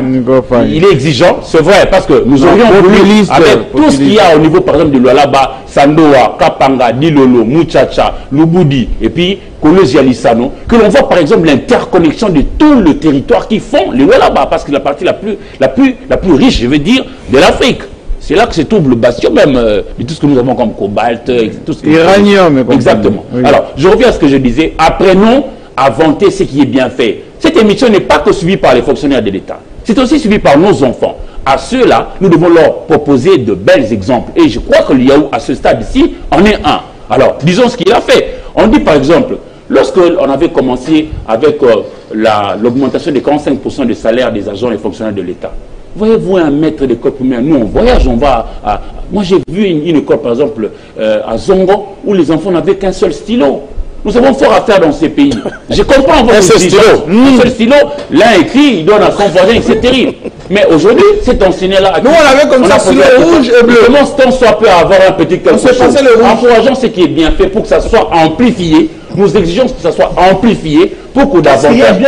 Qu'est-ce qui est bien fait du côté salarié? Quand déjà on dit que l'IPR, impôt professionnel sur le revenu, c'était à 15%, on va passer à 3%, s'il vous plaît. Vous parlez de... La population nous suit. Moi, je suis exigeant vis-à-vis de moi-même. Moi, je connais des amis qui m'ont dit que autrefois, si les secteurs privés en République démocratique du Congo, par exemple dans les télécoms, dans les banques, ça pouvait attirer un maximum de jeunes gens. Aujourd'hui, c'est le cas avec l'administration publique. Si. Plusieurs jeunes gens voudraient aller travailler dans l'administration publique. Non, mon frère, mais franchement, Nico Fall, il y avait des gens qui monnayaient pour obtenir un grade. Oui. Mais avec Liaou et Bois, Monga Libana, Jean-Pierre, je vois quand même que c'est méritoire. On te fait passer un test. Réflexion, mon frère. Ouais, on te fait passer un test. Dans votre temps. Ici, dans ce pays, nous, on a vécu avec les gens. Si tu je vais réfléchir. Oh là là, je t'ai écouté. Je ne la parole. Beaucoup de façons. Je ne dis pas que tout est rose, mais je te montre celui qui fait bien et je l'encourage à faire davantage. C'est ce que je fais. Quelqu'un qui a été... On doit aussi parler, c'est pas son émission seulement. Quelqu'un qui a été promu comme major, qui a été promu comme chef de division, mais qui fait 2 ans, qui ne touche que le salaire de chef... Si. Mais ça sont des redites là. Non, j'ai dit ceci. Non, écoutez. Il n'y a pas un élément dans ce que vous étiez major, vous devenez colonel, mais vous êtes payé 2 ans après le même salaire que vous touchez quand vous étiez major. Quel dysfonctionnement? C'est un cas parmi combien? Moi je pense, Jean-Marie, il faut qu'on fasse un débat réaliste. On le suit, je vais conclure rapidement. Oui. Il faut qu'on fasse un débat réaliste. On ne dit pas ici que tout est rose. Non, c'est pas mon propos. Le problème, c'est qu'avec nous les Congolais, nous aimons une chose et son contraire à la fois. Rationaliser. C'est ça le problème. Et malheureusement, oui. On dit que la justice est malade. Je suis vu des amis peindre un tableau sombre de la justice. Mais on ne veut pas cette thérapeutique. La thérapie Moutamba. La thérapie Moutamba. Oui. Alors, on veut quoi? Il faut qu'on intériorise cette maxime. Les hommes passent, les institutions demeurent. Et avec les textes. Et si l'on intériorise cette maxime, on comprendra que le problème ici, ce n'est pas Liao. Non. Le problème n'est pas Moutamba. Le problème, c'est que les gens qui veulent le statu quo aiment que cela demeure ainsi. Parce qu'eux se retrouvent. Parce qu'ils se retrouvent. Mais non, ça ne va pas. Nous sommes dans un désordre qui profite à certains. C'est ça le problème. Or, on doit faire la bonne redistribution des richesses. Mon ami dit ici, mais écoutez, les gens ne sont pas payés. Oui, on reconnaît qu'il y a certains qui ne sont pas payés. Mais on dit que le recensement, l'identification biométrique a permis une idée sur la taille. 400 000 personnes. Et sur les 400 000 recensés, il y a 150 000 qui sont mécanisés et qui touchent déjà leur salaire. Qui touchent leur salaire. Mais ça, ce sont des faits. Vous êtes journaliste. Allez sur votre site, tapez www.fonction publique rdc.cd. Oui. Mais vous allez voir les données dont nous parlons ici. On n'invente rien. C'est ainsi que je dis. Allez à Yakoma, allez dans le Bazouélé chez moi à Bouta, allez à Kikwit, ça ce sont des faits. Mais vous dites ici, 6 sur 10 agents ne sont pas payés. Sur base de quelles statistiques? C'est ça le problème. Et donc, Jean-Marie, il faut reconnaître qu'il y a des efforts qui sont en train d'être faits. Ici, nous ne faisons pas la louange des Liao, mais nous disons simplement qu'il y a une volonté de bien faire les choses, et ça, il faut appuyer. S'il y a des réformes, s'il y a des revendications, mais acceptons-le. On ne peut pas s'empêcher des réformes. Autant au niveau de la justice. Nous avons dit ici, vous savez qu'à Kinshasa, ou en République démocratique du Congo, il y a une structure qui existe déjà, qui gère les biens confisqués, les biens que l'État confisque. Lorsqu'on vous dit, par exemple, il y a un monsieur qui voulait sortir avec 500 000 $. Alors que la loi l'interdit. S'il vous plaît, en liquide. 1 million. Mais lorsque l'État récupère cet argent va où? Vous vous posez la question? Mais le ministre de la Justice qui arrive vous dit, mais cet argent a été partagé. On arrête un message avec 100 000, 10 millions, un Libanais, 10 millions. Comme ça. Mais après, c'était des conciliabules, des négociations. Maintenant, on dit, il faut redynamiser cette structure. Et vous avez donné un scoop, moi je vous donne également un scoop. Oui. Le ministère de la Justice n'a jamais fait autant d'argent en un mois seulement. Pourquoi? Lui, parce que justement, parce que vous pouvez aller, nous sommes journalistes. Parce que depuis que Moutamba est là, vous avez dit que ça va commencer la semaine prochaine. Les cautions se payent déjà au niveau de la banque. Aujourd'hui. Ça, c'est un fait. Au niveau de la banque. Je vous donne un exemple pour appuyer mon argumentaire. Au niveau de ce qu'on appelait F92. Qu'est-ce que c'est? Mais vous savez que le F92 ne se donne plus. Aujourd'hui, vous allez vous payer au niveau de la banque. Le ministre apprend sa signature. On vous donne ce qu'on appelle le récépissé. Le récépissé qui fait office des F92. Ça, ce sont des faits. Et ça se paye au niveau de la banque. Vous amenez dans le dossier, en sous-bassement, votre preuve de paiement. Et ça, c'est un fait. Pour les aspects, les églises, etc. Ah oui, d'accord. Et en un mois, le ministère de la Justice a fait autant de recettes qu'il en faisait bien avant Moutamba. Seulement un mois de Moutamba. En un mois seulement. Et ça, ce sont des faits, qu'on l'aime ou pas. Je pense que l'émission ne fait pas focus sur ça. J'aimerais placer un mot. Et on commence le débat. Je suis d'accord avec certaines choses évoquées ici par Nico Faye. Oui. Le problème de la célérité dans le traitement des dossiers pose problème dans différentes choses. Manque de ressources humaines parfois, manque de moyens. Le problème d'infrastructure. Oui. Ça, c'est un vrai problème. C'est évident, c'est évident. Le traitement des magistrats. Oui. Le magistrat congolais n'est pas payé comme un magistrat sud-africain, comme un magistrat français. Ça, ce sont des choses vraies. Ça, ce sont des vérités. Le problème de... il a évoqué un autre problème, si j'ai noté. Vous allez m'excuser, Jean-Marie Kassava. De retard. Les retards dans les traitements, c'est ce que... Les dilatoires dans la distribution des dossiers à traiter. Tout ça, ce sont de vrais problèmes. Tout ça, ce sont de vrais problèmes. Être réglé avec les États généraux. Voilà. Tout ça, ce sont de vrais problèmes.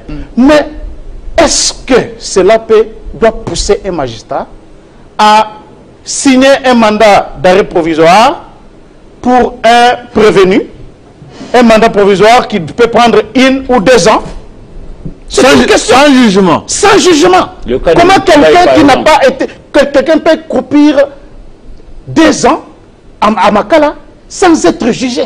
Comment on peut envoyer à Makala quelqu'un qui a volé un téléphone, un plateau, une poule? Voilà, une poule.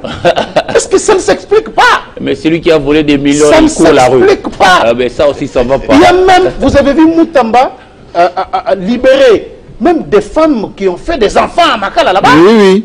Et il y a des gens qui sont envoyés là-bas pour n'avoir rien fait.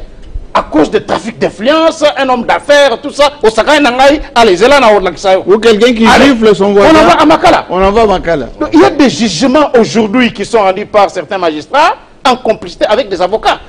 Il connaît ce que j'ai dit ici, parce que je ne sais pas si lui le fait aussi, parce qu'il est avocat, je l'ai vu récemment avec...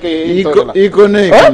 Et ça, ce sont de vrais problèmes. Il ne va pas me contredire parce qu'il sait que ce que j'ai dit là est vrai. C'est un populiste. Et vous savez que Moutamba n'a fait que ça. Il est avocat qui a presté depuis plusieurs années des grandes banques, on ne sait pas pour des raisons de publicité. Il connaît le rouage. Nous avons des magistrats véreux. Il suffit que vous ayez l'argent, vous avez déjà votre jugement. Parce qu'en réalité, ceux qui travaillent bien n'ont pas besoin d'être suivis après. Voilà. Toutes les réformes annoncées par le ministre Moutamba, si ça arrive pour apporter la thérapie qu'on attend tous pour qu'on puisse avoir. S'il vous plaît. Oui, justement, quand vous travaillez bien, vous n'avez pas besoin des gens que l'on vienne derrière vous. Les responsabilités sont partagées. Les magistrats, le greffier, les APJ, agents de police judiciaire, ont une part, les IPJ aussi, ont une part de responsabilité. Absolument. L'État aussi a une part de responsabilité. Il faut aller au Congrès, il faut aller aux États généraux. Vous parlez aujourd'hui parce que, s'il vous plaît, les États généraux aujourd'hui. Moi, j'ai lu le communiqué du Sinamat. Quelque part, ils ont raison, mais moi, je peux me dire que le salut du peuple est la loi suprême. Un ministre de justice qui débarque à Makala, il trouve qu'il y a 500 personnes ou 1000 quand même qui ont été injustement condamnés. Vous allez dire à ces ministres-là qu'ils doivent recourir au même magistrat qui avait condamné illégalement ces gens. Mais non. Ne fût que par humanisme, il peut agir. Voilà. Il peut agir ne fût que par humanisme. Oui. Et c'est ce que Moutamba a dit. Même si, et même là, dans les communiqués, ils disent qu'il aurait fallu que Moutamba respecte la loi en retournant les dossiers auprès des magistrats. Encore à longueur. Mais des fois, des cas comme ça, moi je peux dire qu'il peut user de son pouvoir pour libérer ces gens-là. Donc, ce qu'ils ont dit dans leur communiqué, il y a des points positifs là-bas et Moutamba doit prendre compte de ça. Moi, j'encourage des projets de loi. J'encourage au gouvernement, pas seulement à Moutamba. C'est une vérité, mais ce qu'il a posé comment... Et regardez, il a descendu là à Lingwala, là où on a déguerpi des familles et des familles. À Lingwala là-bas. Il a débarqué. S'il vous plaît. Laissez-moi, oui. Une indiscrétion. Je l'ai écrit. Je vais voir comment il va réagir. Ah, vous avez écrit? Je l'ai écrit. Non, il est accessible. Parce que il faut encourager. Jean-Marie, à l'époque de Luzolo, il avait une célèbre commission qu'on a appelée communément commission tolérance zéro.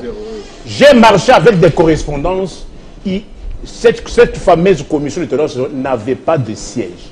Même au ministère de la Justice, on ne savait pas là où ça s'est trouvé. C'est pour cela que moi je suis dubitatif. Non, écoutez, j'aimerais les voir à l'œuvre. J'aimerais écrit, je vois comment ils vont écrire. Je pense que parler c'est bien. S'il vous plaît, Nico, s'il vous plaît, n'avait pas de siège. Nous ne devons pas prendre tout. Alors, s'il vous plaît, Nico, c'est pas bon que l'on prenne tout au tragique. Cette fois-ci, nous avons un ministre qui rassure tout le monde, s'il vous plaît. Même le président de la République, vous avez suivi ce que le président a dit. On compte beaucoup sur ces messieurs-là. Parce que si ce pays est là où il est, c'est à cause de la justice. C'est la justice qui élève une nation. C'est la justice qui élève une nation. Tout le monde a les regards sur ces jeunes qui a encore de l'énergie, qui peut rester là pour des audiences. J'ai changé avec des gens qui disaient non mais il ne peut pas quand même s'épuiser. Il est encore trop jeune. Il peut organiser des audiences comme Louzo le faisait. Aller à Makala. Nous voulons voir des ministres comme ça qui travaillent de cette façon-là. Donc il a vraiment le soutien. Il a le soutien, s'il vous plaît. Le ministre de la Justice a le pouvoir d'injonction sur le parquet. Mais il n'a pas le pouvoir de sur le juge. Les aspects techniques là, c'est pourquoi moi je n'ai pas voulu entrer dans les fonds. S'il vous plaît, écoutez. Il risquerait de violer aussi. Non, écoutez, Nico, non. Trop dans les juridismes. Vous savez qu'aujourd'hui, bien qu'il n'existe pas, il commence à regretter la loi Sakata Emina. Non, mais la loi, il commence à regretter. Il a ressuscité ça. Oh, il commence à regretter. Écoutez, non, écoutez. Moi, j'ai toujours, Jean-Marie Kassama, vous êtes témoin ici. J'ai toujours été d'accord avec la loi Sakata. Mais c'est vous qui avez envoyé les gens pour appuyer. Vous n'avez pas dit vous parlez de calmez-vous. J'ai toujours défendu le débat. La loi Sakata pour être une loi très importante. On a 30 minutes, excusez-moi du peu, parlons de diplomatie maintenant, parce que je sais que nous sommes suivis à Harare là-bas, au Zimbabwe, chez mon vieux Mugabe, père son âme. Oui, Nangagwa, qui est héritier du combat des nationalistes Mugabe, que j'aimais beaucoup d'ailleurs.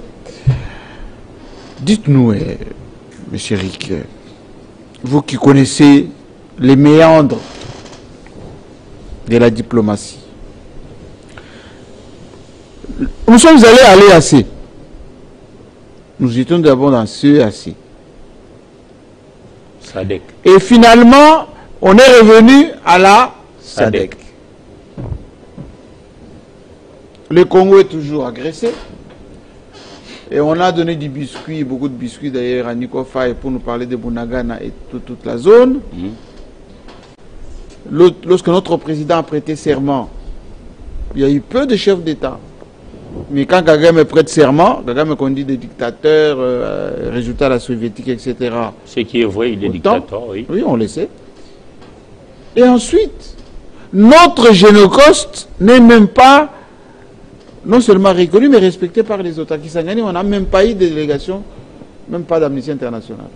Non, il y avait quand même certaines délégations. J'étais là à Kisangani, Boyomasinga Mwambe. Pas des chefs d'État au niveau des génocostes, mais ça m'inspire une phrase. Quand vous allez à Kigali, l'aire mémorial. Hein, mémorial, oui. Vous allez trouver des signatures. Nous aussi, nous avons une part de responsabilité. Même Fachi a laissé son message là-bas. Question. Dans ces processus de Luanda, il y a 3 jours, hein, Laurent était ici. Et on va nous répéter encore la même chose. Cessez le feu, il faut reprendre pour la paix, etc. Mais on ne fait rien, Kagame. On ne fait rien, mais maintenant on est amis, enfin on est ennemis. Maintenant avec les Kenyans, les Zambiens nous ont fermé les frontières à cause, bon, on a pris nos décisions, mais c'est un peu économique. Jeu de dupes ou pas? C'est diplomatie. En tout cas, la dame vous avez totalement raison. On nous trompe ou pas? On nous trompe. Et moi, je me réfère toujours à la phrase de Colonel Blackman qui dit que le Congo n'a d'amis que lui-même. Et c'est comme ça que je parlais ici de la potabilité. Mais vous avez parlé de diplomatie, comment vous avez appelé ça? Ça c'est les acteurs politiques. Hein. Mais bon, c'est aussi à ça que nous devons tendre. Nous devons tout faire pour que notre diplomatie un jour puisse arriver quand même à convaincre les autres. Nous sommes une belle femme, mais une femme que l'on veut maltraiter à gauche et à droite. Nous n'avons d'amis que nous-mêmes. je pense, si nous prenons conscience nous-mêmes de ce que nous sommes, par rapport à nous-mêmes, par rapport aux autres, et même par rapport aux... Sortez de la diplomatie, monsieur. Justement. Sortez de politiquement correct. On nous dupe ou pas? On nous dupe. Je suis bien d'accord avec vous. Et c'est ça mon point de vue. En son temps, Winston Churchill, un des géants premiers ministres britanniques, il a dit « talk and fight ». Oui. Il faut dialoguer, c'est vrai, mais en même temps, il faut se préparer à la guerre. Moi, je suis de ceux qui pensent que nous devons toujours, nous d'ailleurs, journalistes, nous avons aussi une grande responsabilité qui est de pouvoir regarder le nôtre, c'est-à-dire la population, lui donner la bonne information, lui faire adhérer à un projet. Parce que chez nous, généralement, on a tendance à négliger. Qu'avions-nous fait depuis qu'on s'était dit qu'on devrait, par exemple, implanter les bases militaires partout où nous sommes en frontière avec les autres? Nous en avons 9. Qu'avons-nous fait depuis? Mais vous avez dit que vous avez 1 milliard. La loi de programmation militaire, c'est 1 milliard. C'est dans le budget. Le budget, oui, je veux bien. C'est combien? Mais encore faut-il qu'il y ait l'étape de la reddition des comptes pour que le ministre de Finances vienne nous dire voici, on a dépensé autant d'argent. C'est comme ça que moi je nous appelle à pouvoir être sérieux, dans tout ce que nous faisons. Les ministres nous ont toujours dit qu'ils ont ouvert tout le front. Ils sont, c'est vrai, ils ont investi. C'est ce que Kazadi nous disait. Vous vous rappelez Kazadi? Il y en a beaucoup. Il y a eu Kazadi à la CENI, il y a eu Kazadi aux Finances, il y a eu Kazadi à l'intérieur. Ministre des Finances, autrefois, ministre des Finances. Oui. Il nous disait ça. Je dépense beaucoup d'argent pour nos forces armées. Mais justement, c'est nous ici, ce que nous faisons comme boulot... Je n'ai pas à vous donner des explications, je dépense beaucoup d'argent pour nos forces armées. Il n'a pas à nous donner des explications. Oui, mais par exemple, au Parlement, oui. Nous ouvrons l'œil le bon à notre population pour que celle-ci soit exigeante. Ici, il n'y a pas longtemps, j'ai évoqué le fait que j'ai salué tout ce qui est fait, par exemple, par maman Masuka au niveau du Lolaba. Mais je rêve de voir l'interconnexion de tous les territoires. En même temps, je salue, mais autrefois, j'exige aussi. Il faut lire le plan quinquennal. Oui, je vais bien. Mais c'est comme ça que je dis, sur le plan de la diplomatie, tous les autres là, ils veulent nous voir à genoux. Charles Kenkankou. On nous dupe ou pas? Je reviens à ma question parce que c'est capital. On nous dupe ou pas? Mais la communauté panafricaine, enfin, je parlais de EAC, CAC, SADC, l'ONU, vous savez, Jean-Marie Kassamba, moi, mon point de vue, c'est trop de petits communiqués. On va diffuser un communiqué là. Moi, je suis. Mais on parle même de l'innovation. Depuis un certain temps, oui. Je suis avec une vive amertume. Ce qui se passe à l'est de notre pays. Même si d'aucuns veulent qu'on ne parle pas de ce qui se passe à l'est, mais qu'on parle de ce qui se passe en République démocratique du Congo. Ce qui n'est pas faux. J'aurais voulu que la RDC soit comme l'Ukraine, hein? Même si on ne bénéficie pas des mêmes moyens que l'Ukraine. L'Ukraine face à la grande Russie, une puissance nucléaire. Bon, aujourd'hui, on voit l'Ukraine envahir la Russie. C'est l'OTAN, c'est pas et sous occupation ukrainienne. C'est l'OTAN. Oui, c'est l'OTAN, je suis d'accord. Les armes, oui, mais les gens qui sont sur le terrain là-bas, il y a même des mercenaires. S'il vous plaît. C'est les gens qui sont là-bas, ce sont des Ukrainiens qui sont sur le terrain. Hein. Ils parviennent quand même à inquiéter, même un tout petit peu, la grande Russie. Oui. C'est que nous, on n'arrive pas à faire devant le Rwanda. C'est ce qui me bouleverse chaque jour. Qui nous dit? J'aurais voulu que l'on lance ne fût-ce qu'une roquette à Rubavu là-bas. Ne fût-ce même un jour seulement. Qui est de mort là-bas? Parce que le Rwanda aujourd'hui, regardez l'arrogance de Kagame. Une arrogance insultante. Il parle avec une arrogance. C'est comme si il peut tout se permettre. Il peut marcher sur des localités en République démocratique du Congo. Et il n'y a rien qui peut se faire. Il n'y a rien. Donc c'est ce qui me choque. C'est ce qui me choque. Alors, parce que j'aurais voulu que... Qui nous dit? C'est l'affaire africaine ou c'est le aussi un peu le Rwanda. Mais malheureusement, Jean-Marie Kassamba, notre problème est complexe. Ce n'est pas la même situation. Parce que nous, il y a d'abord la traîtrise au niveau interne. Vous avez des Congolais qui sont un mauvais spectacle, héritiers d'un pays aussi riche. Scandale géologique, comme disait quelqu'un, un tableau au tableau de Mendeleïev bien garni.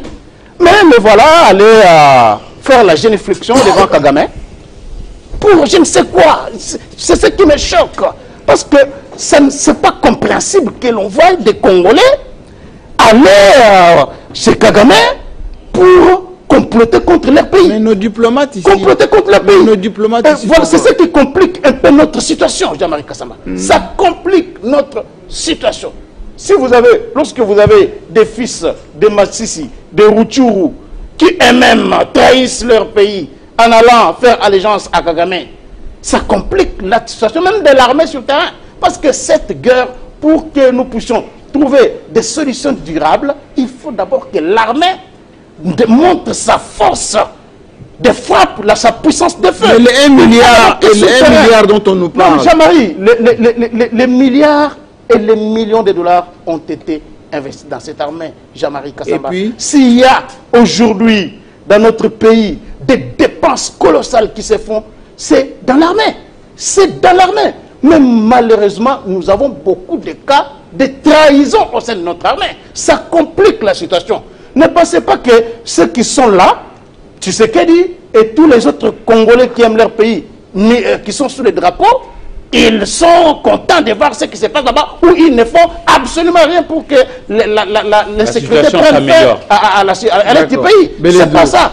Alors, parce que vous avez parlé de la diplomatie, oui. Moi je pense que de même que nous voyons aujourd'hui, entre l'Ukraine et la Russie, malgré le courage incroyable de l'Ukraine, vous avez suivi le chef d'état-major de l'Ukraine, le ministre de la Défense, qui disait que nous sommes allés à cause pour finalement obtenir des négociations avec la Russie. Vous avez suivi, moi je l'ai suivi hier. Oui, c'est une émission que je suis chaque jour. Donc, les négociations doivent continuer. Et aujourd'hui, avec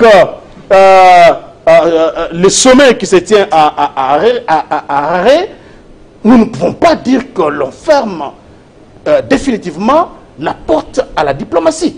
Une solution peut aussi être trouvée sur le plan diplomatique. On ne sent pas la dame ministre des Affaires étrangères. On ne la sent pas.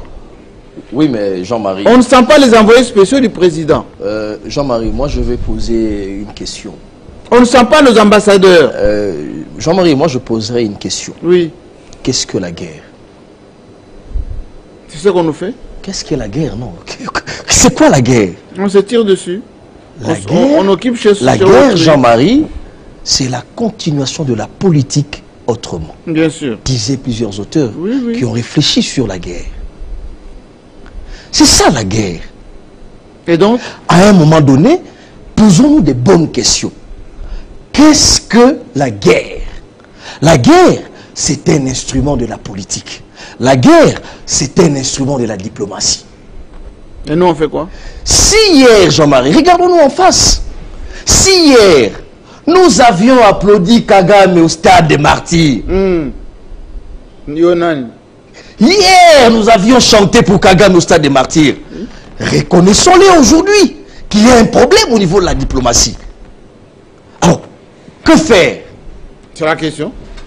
La guerre. On dit j'ai de dupes. C'est ça la réponse, Jean-Marie. J'ai de dupes. C'est ça la réponse. La guerre. Utilisons cet instrument de la politique. Utilisons cet instrument de la diplomatie.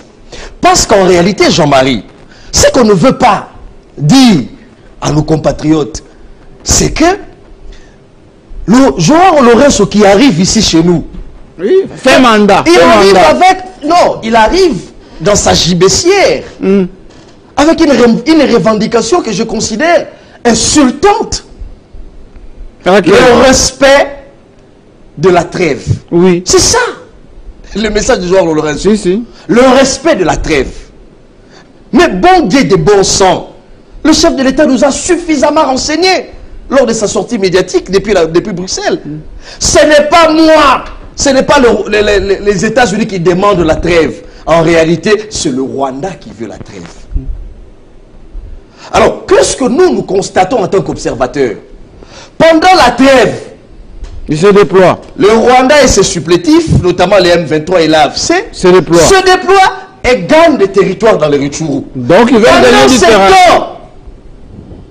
Joao Lourenço, par les philosophes disent, si c'est les Rwandais qui veulent la trêve en croix Félix Tshisekedi, qui passe par les Américains, et que Lorenzo vient au Congo pour demander la trêve. Donc Lorenzo est envoyé par le Rwanda. Mais ils sont en porte-voix. Et souvenez-vous, ils sont en partenariat. Avant que Lorenzo soit ici, il a été au Rwanda. Nous n'avons d'amis que nous-mêmes, je l'ai dit ici. Alors, mais on parle de quoi? Voilà. Ça me rappelle un peu ce film, excusez-moi, je suis amateur du cinéma, les 300 de guerrier. Oui, oui. Où on emmène un messager au roi Léonidas pour l'insulter devant ses parents et son peuple et sa femme. Mais il a accepté de faire la guerre jusqu'à mourir. Mais c'est le même scénario qui se répète aujourd'hui, Jean-Marie. On demande à Tshisekedi de ne pas bouger. Qu'est-ce que la guerre? Mais il a prêté ça. Mais lorsque Jean-Marie, on vient nous dire d'observer la trêve et que pendant ces temps, l'AFC avance. Le M23 avance. Kagame tient des discours qui insultent même nos morts. Arrogant. Mais c'est clair qu'on veut nous endormir. Et pendant ces temps, nous traversons des structures au niveau de la sous-région. C'est vrai. On ne peut pas évoluer à vase clos. On a tout présidé. On a tout rasé. On a tout présidé. Tout rasé. EAC, CAC, SADC. On a présidé. Tout rasé. Y compris l'Union africaine. Tout rasé. Il ne nous reste qu'à raser la présidence des... je ne sais pas. Mais Jean-Marie, au-dessus de tout, qu'est-ce que je veux dire? Il existe un élément capital en relation internationale. Le rapport des forces. Important. Aujourd'hui, la démarche de Lorenzo, c'est quoi? C'est la trêve et c'est amener... Non.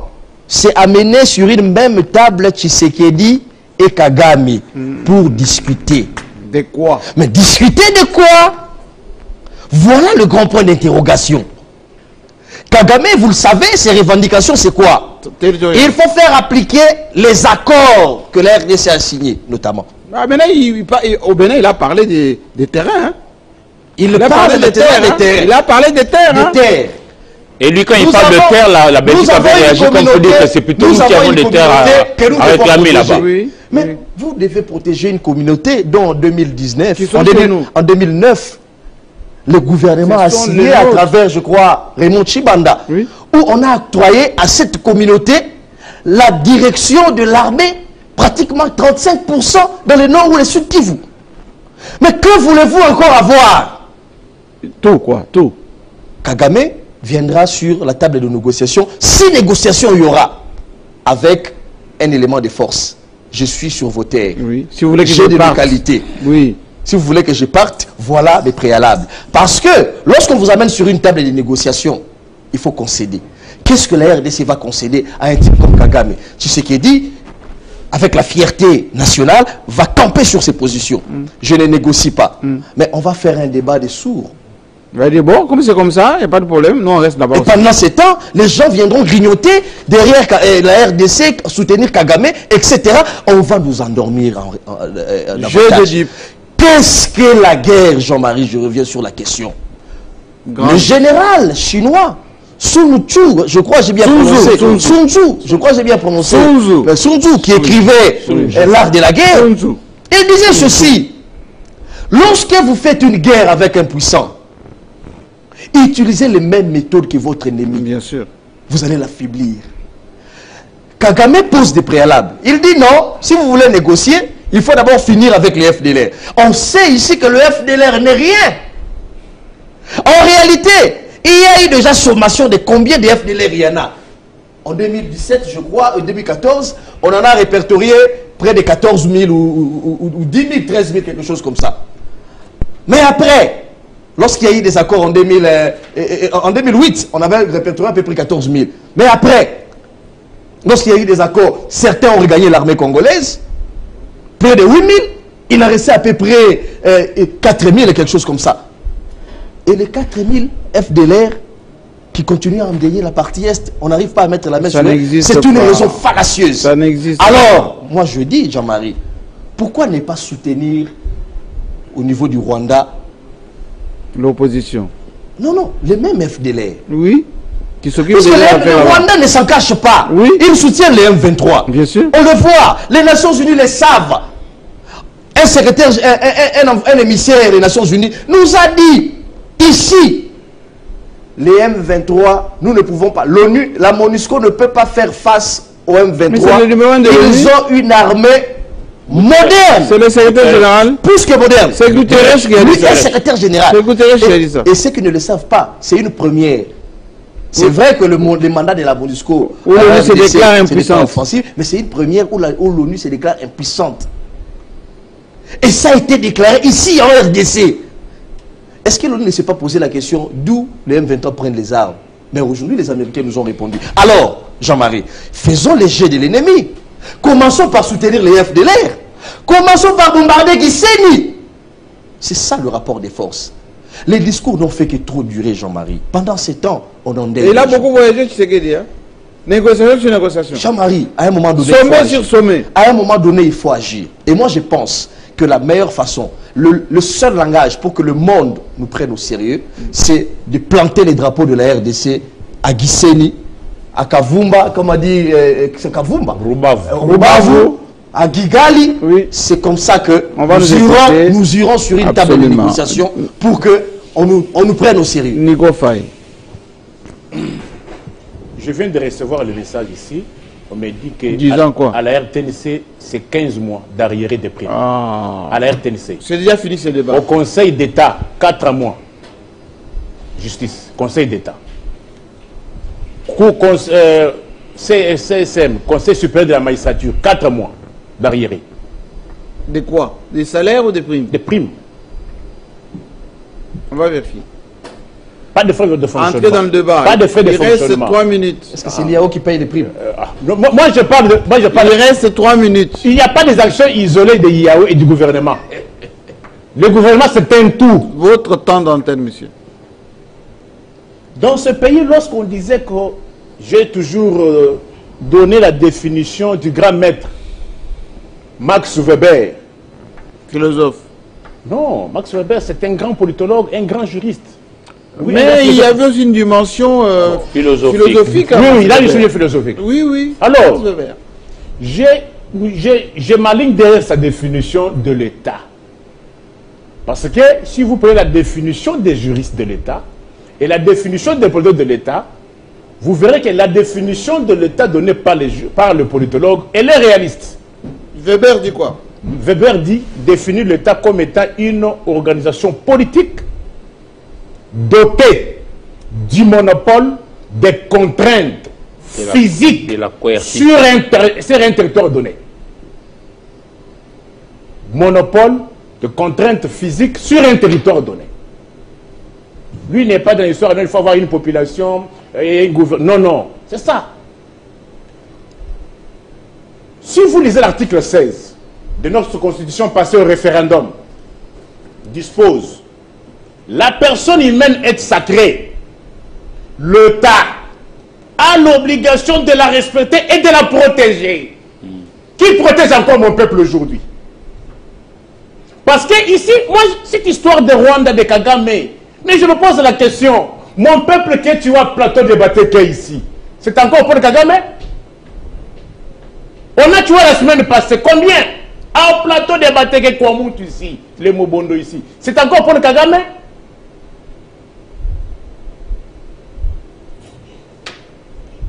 Quand on condamnait les multiples voyages budgétivores qui n'ont rien apporté, cet argent aurait dû servir à payer ceux-là qui ont presté pour le centre financier.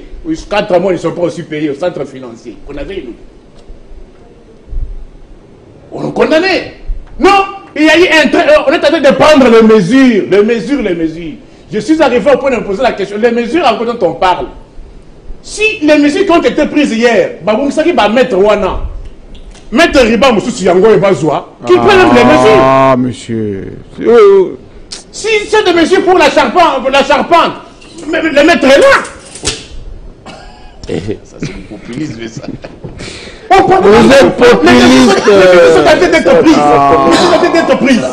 Comprenez ça. Revenez au débat. Caricatural. Revenez au débat. Caricatural. J'ai toujours dit, prenez l'homme fort. Moubali Zelensky. C'est la comédie. Zelensky n'a pas voyagé beaucoup. Moins de 10 voyages jusque là.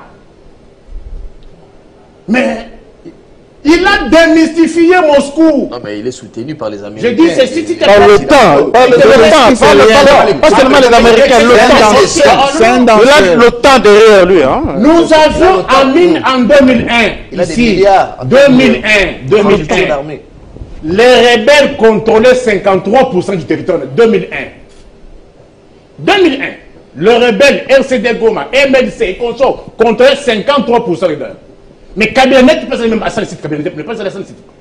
Kabila n'était pas à ça le site lorsqu'on a eu la COP globale. Mais ceux-là qui nous ont vanté la diplomatie, les lots. Toza Wapi. On est où? Les pays émiettés. Voyez le comportement, parce qu'il parle de diplomatie, le comportement de Benjamin Netanyahu. Le comportement de Zelensky. L'agressé ne doit pas avoir le même comportement que l'agresseur. Nous qui sommes agressés, dès que Washington dit un mot, nous observons ce nom. Amen, amen, amen. On observe la trêve. Est-ce que les rebelles avaient-ils respecté la trêve? Mais du côté de Kinshasa, amen, amen, amen la trêve. Comme si nous étions agresseurs. Nous sommes agressés. C'est nous qui sommes dans l'obligation. D'ailleurs, cette aide d'agression, lui-même, quand on tombe là, il la gueule. Lorsqu'il est même plus terminé, c'est la Kabila. C'est parce qu'il y a une différence entre l'agression et la rébellion. Parce que l'agression, ça vient de l'extérieur. La rébellion, c'est les choses nationaux. Lorsqu'il dit que c'est Kabila qui se donne la rébellion, alors ça dit on est là de la thèse de l'agression. Nous ne sommes plus dans l'agression, nous sommes là dans la rébellion. C'est purement technique. Quand on dit agression, c'est l'extérieur. On dit rébellion, c'est au niveau interne. Mais aujourd'hui, le résultat des multiples voyages. Ça, c'est votre problème. Ce qui compte dans une action militaire, ce qui compte dans une action politique, dans un match de football, c'est le résultat. Vous avez voyagé. Résultat Izawapi. Oh, dans un match de football, oh, Tobeta qui bien. Tobeta qui bien. Mais qui a pris la coupe? L'équipe adverse. Qui nous ment? C'est nous-mêmes qui nous mentons. Au vu de ces histoires, moi personnellement, je suis déjà arrivé à la conclusion selon laquelle Kinshasa est complice. Je n'en cache pas. De quoi?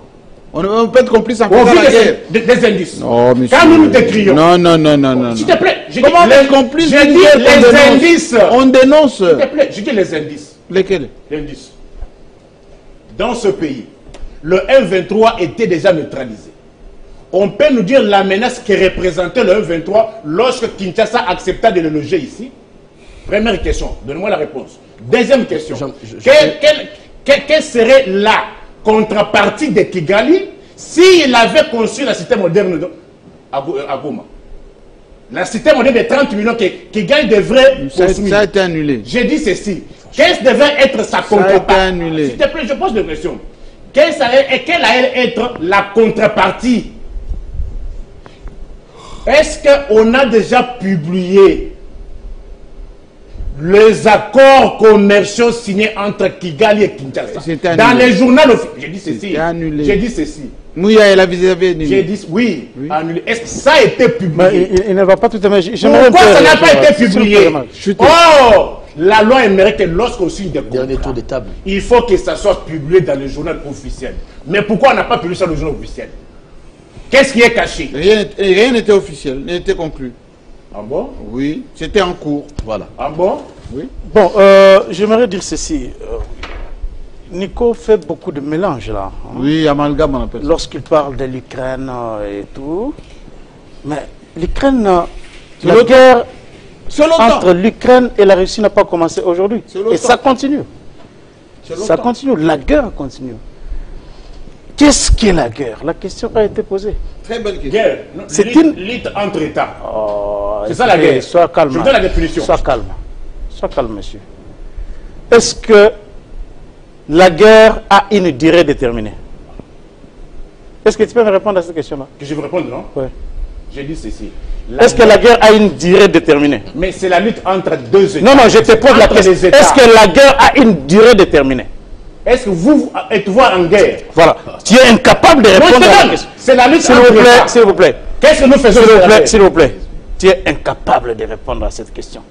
tu débarques sur un plateau de télé sérieux comme celui-ci avec des maîtres ribans pour faire de la comédie. Des mesures. Hein? Vous parlez des mesures. On parle, les sujets, c'est autre chose. Tu apportes des maîtres ribans pour faire de la comédie. C'est regrettable.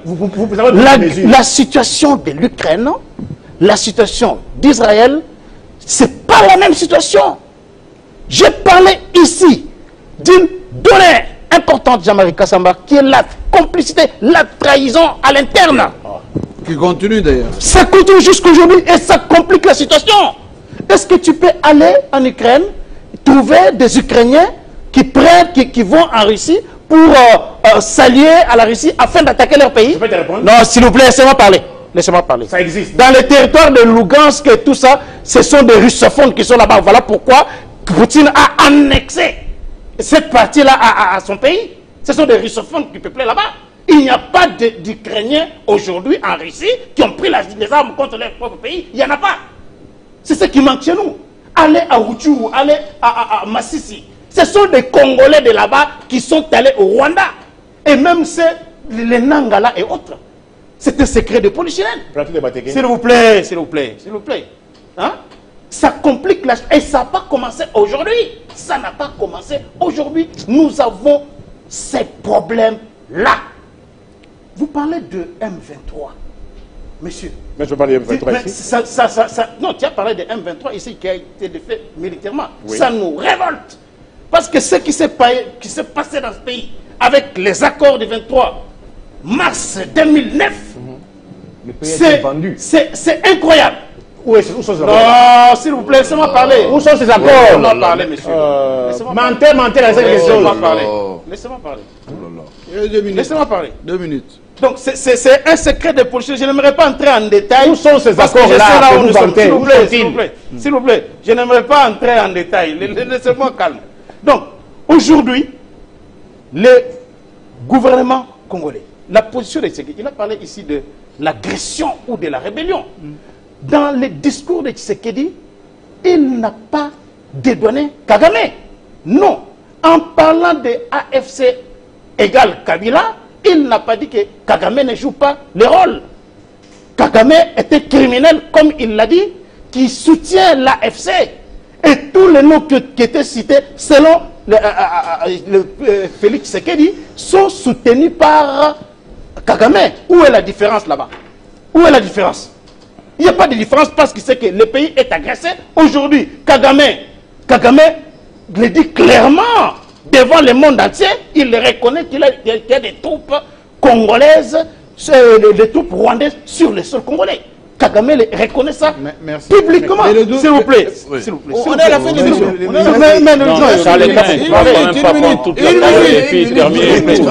S'il vous plaît. Les autres prennent la parole. La parole doit tourner. S'il vous plaît.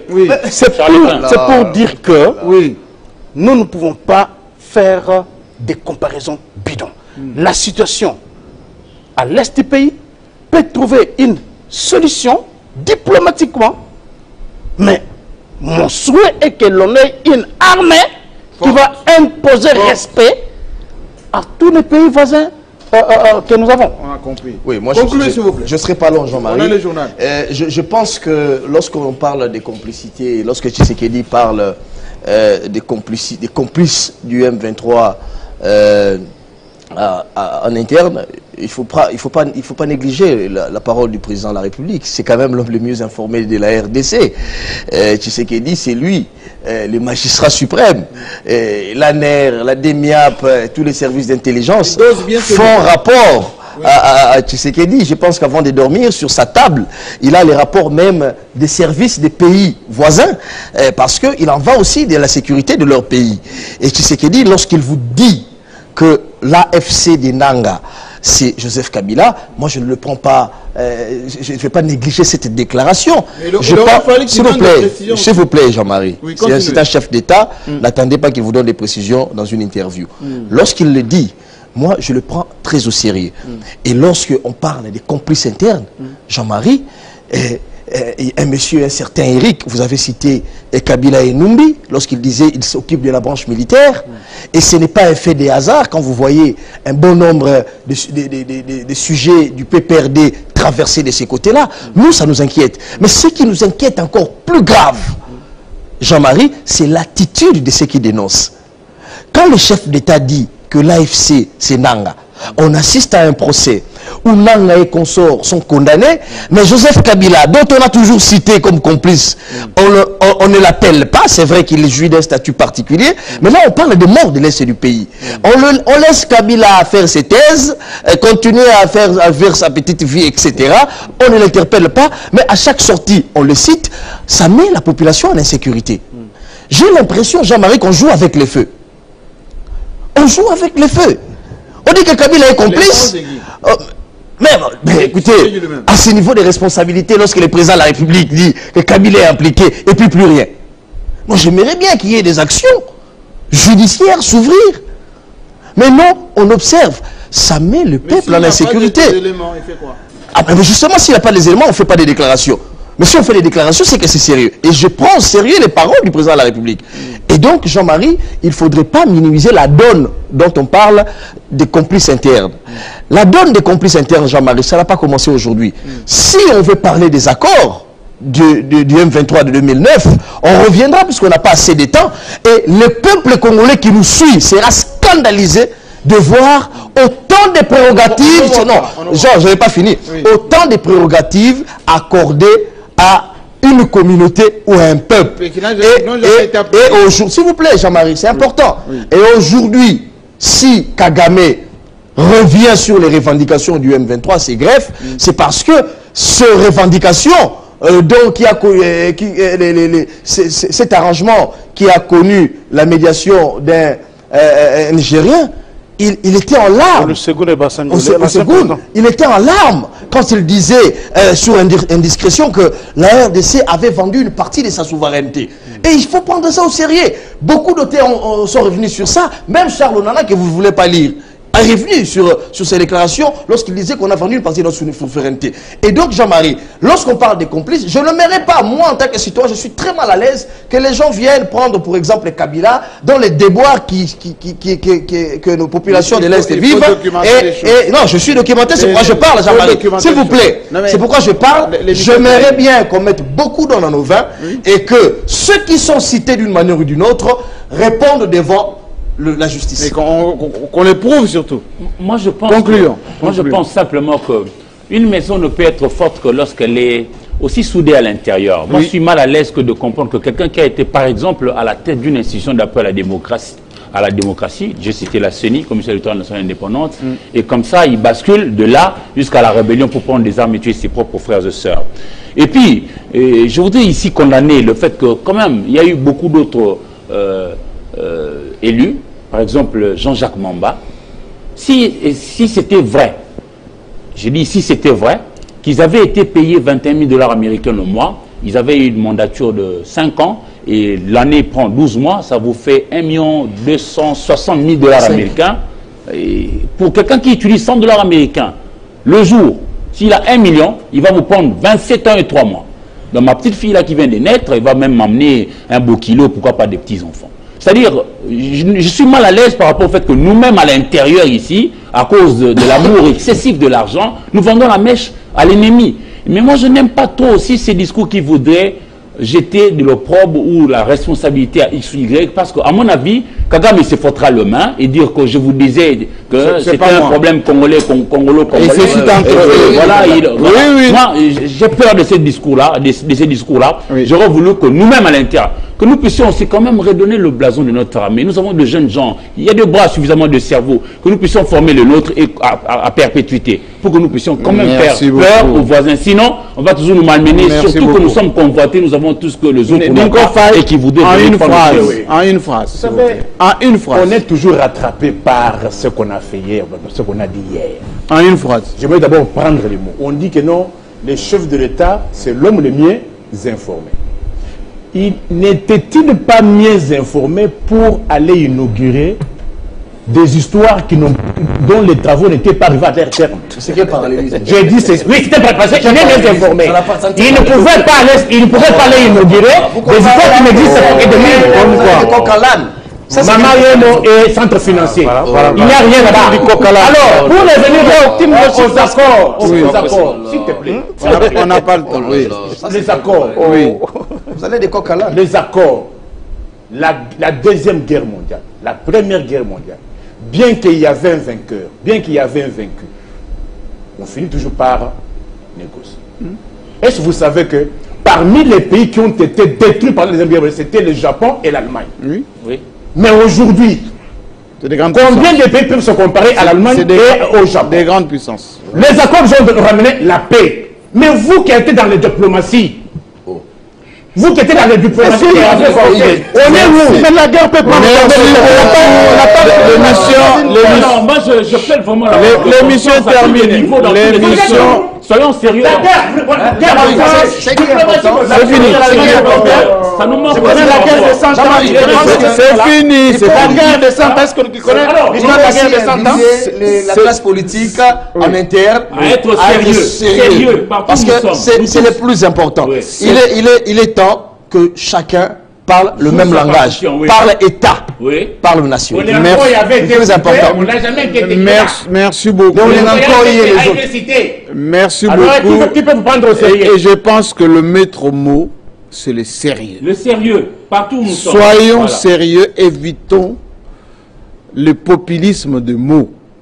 Le sérieux, c'est regarder ce que vous faites, le faire sérieusement, avec des gens sérieux.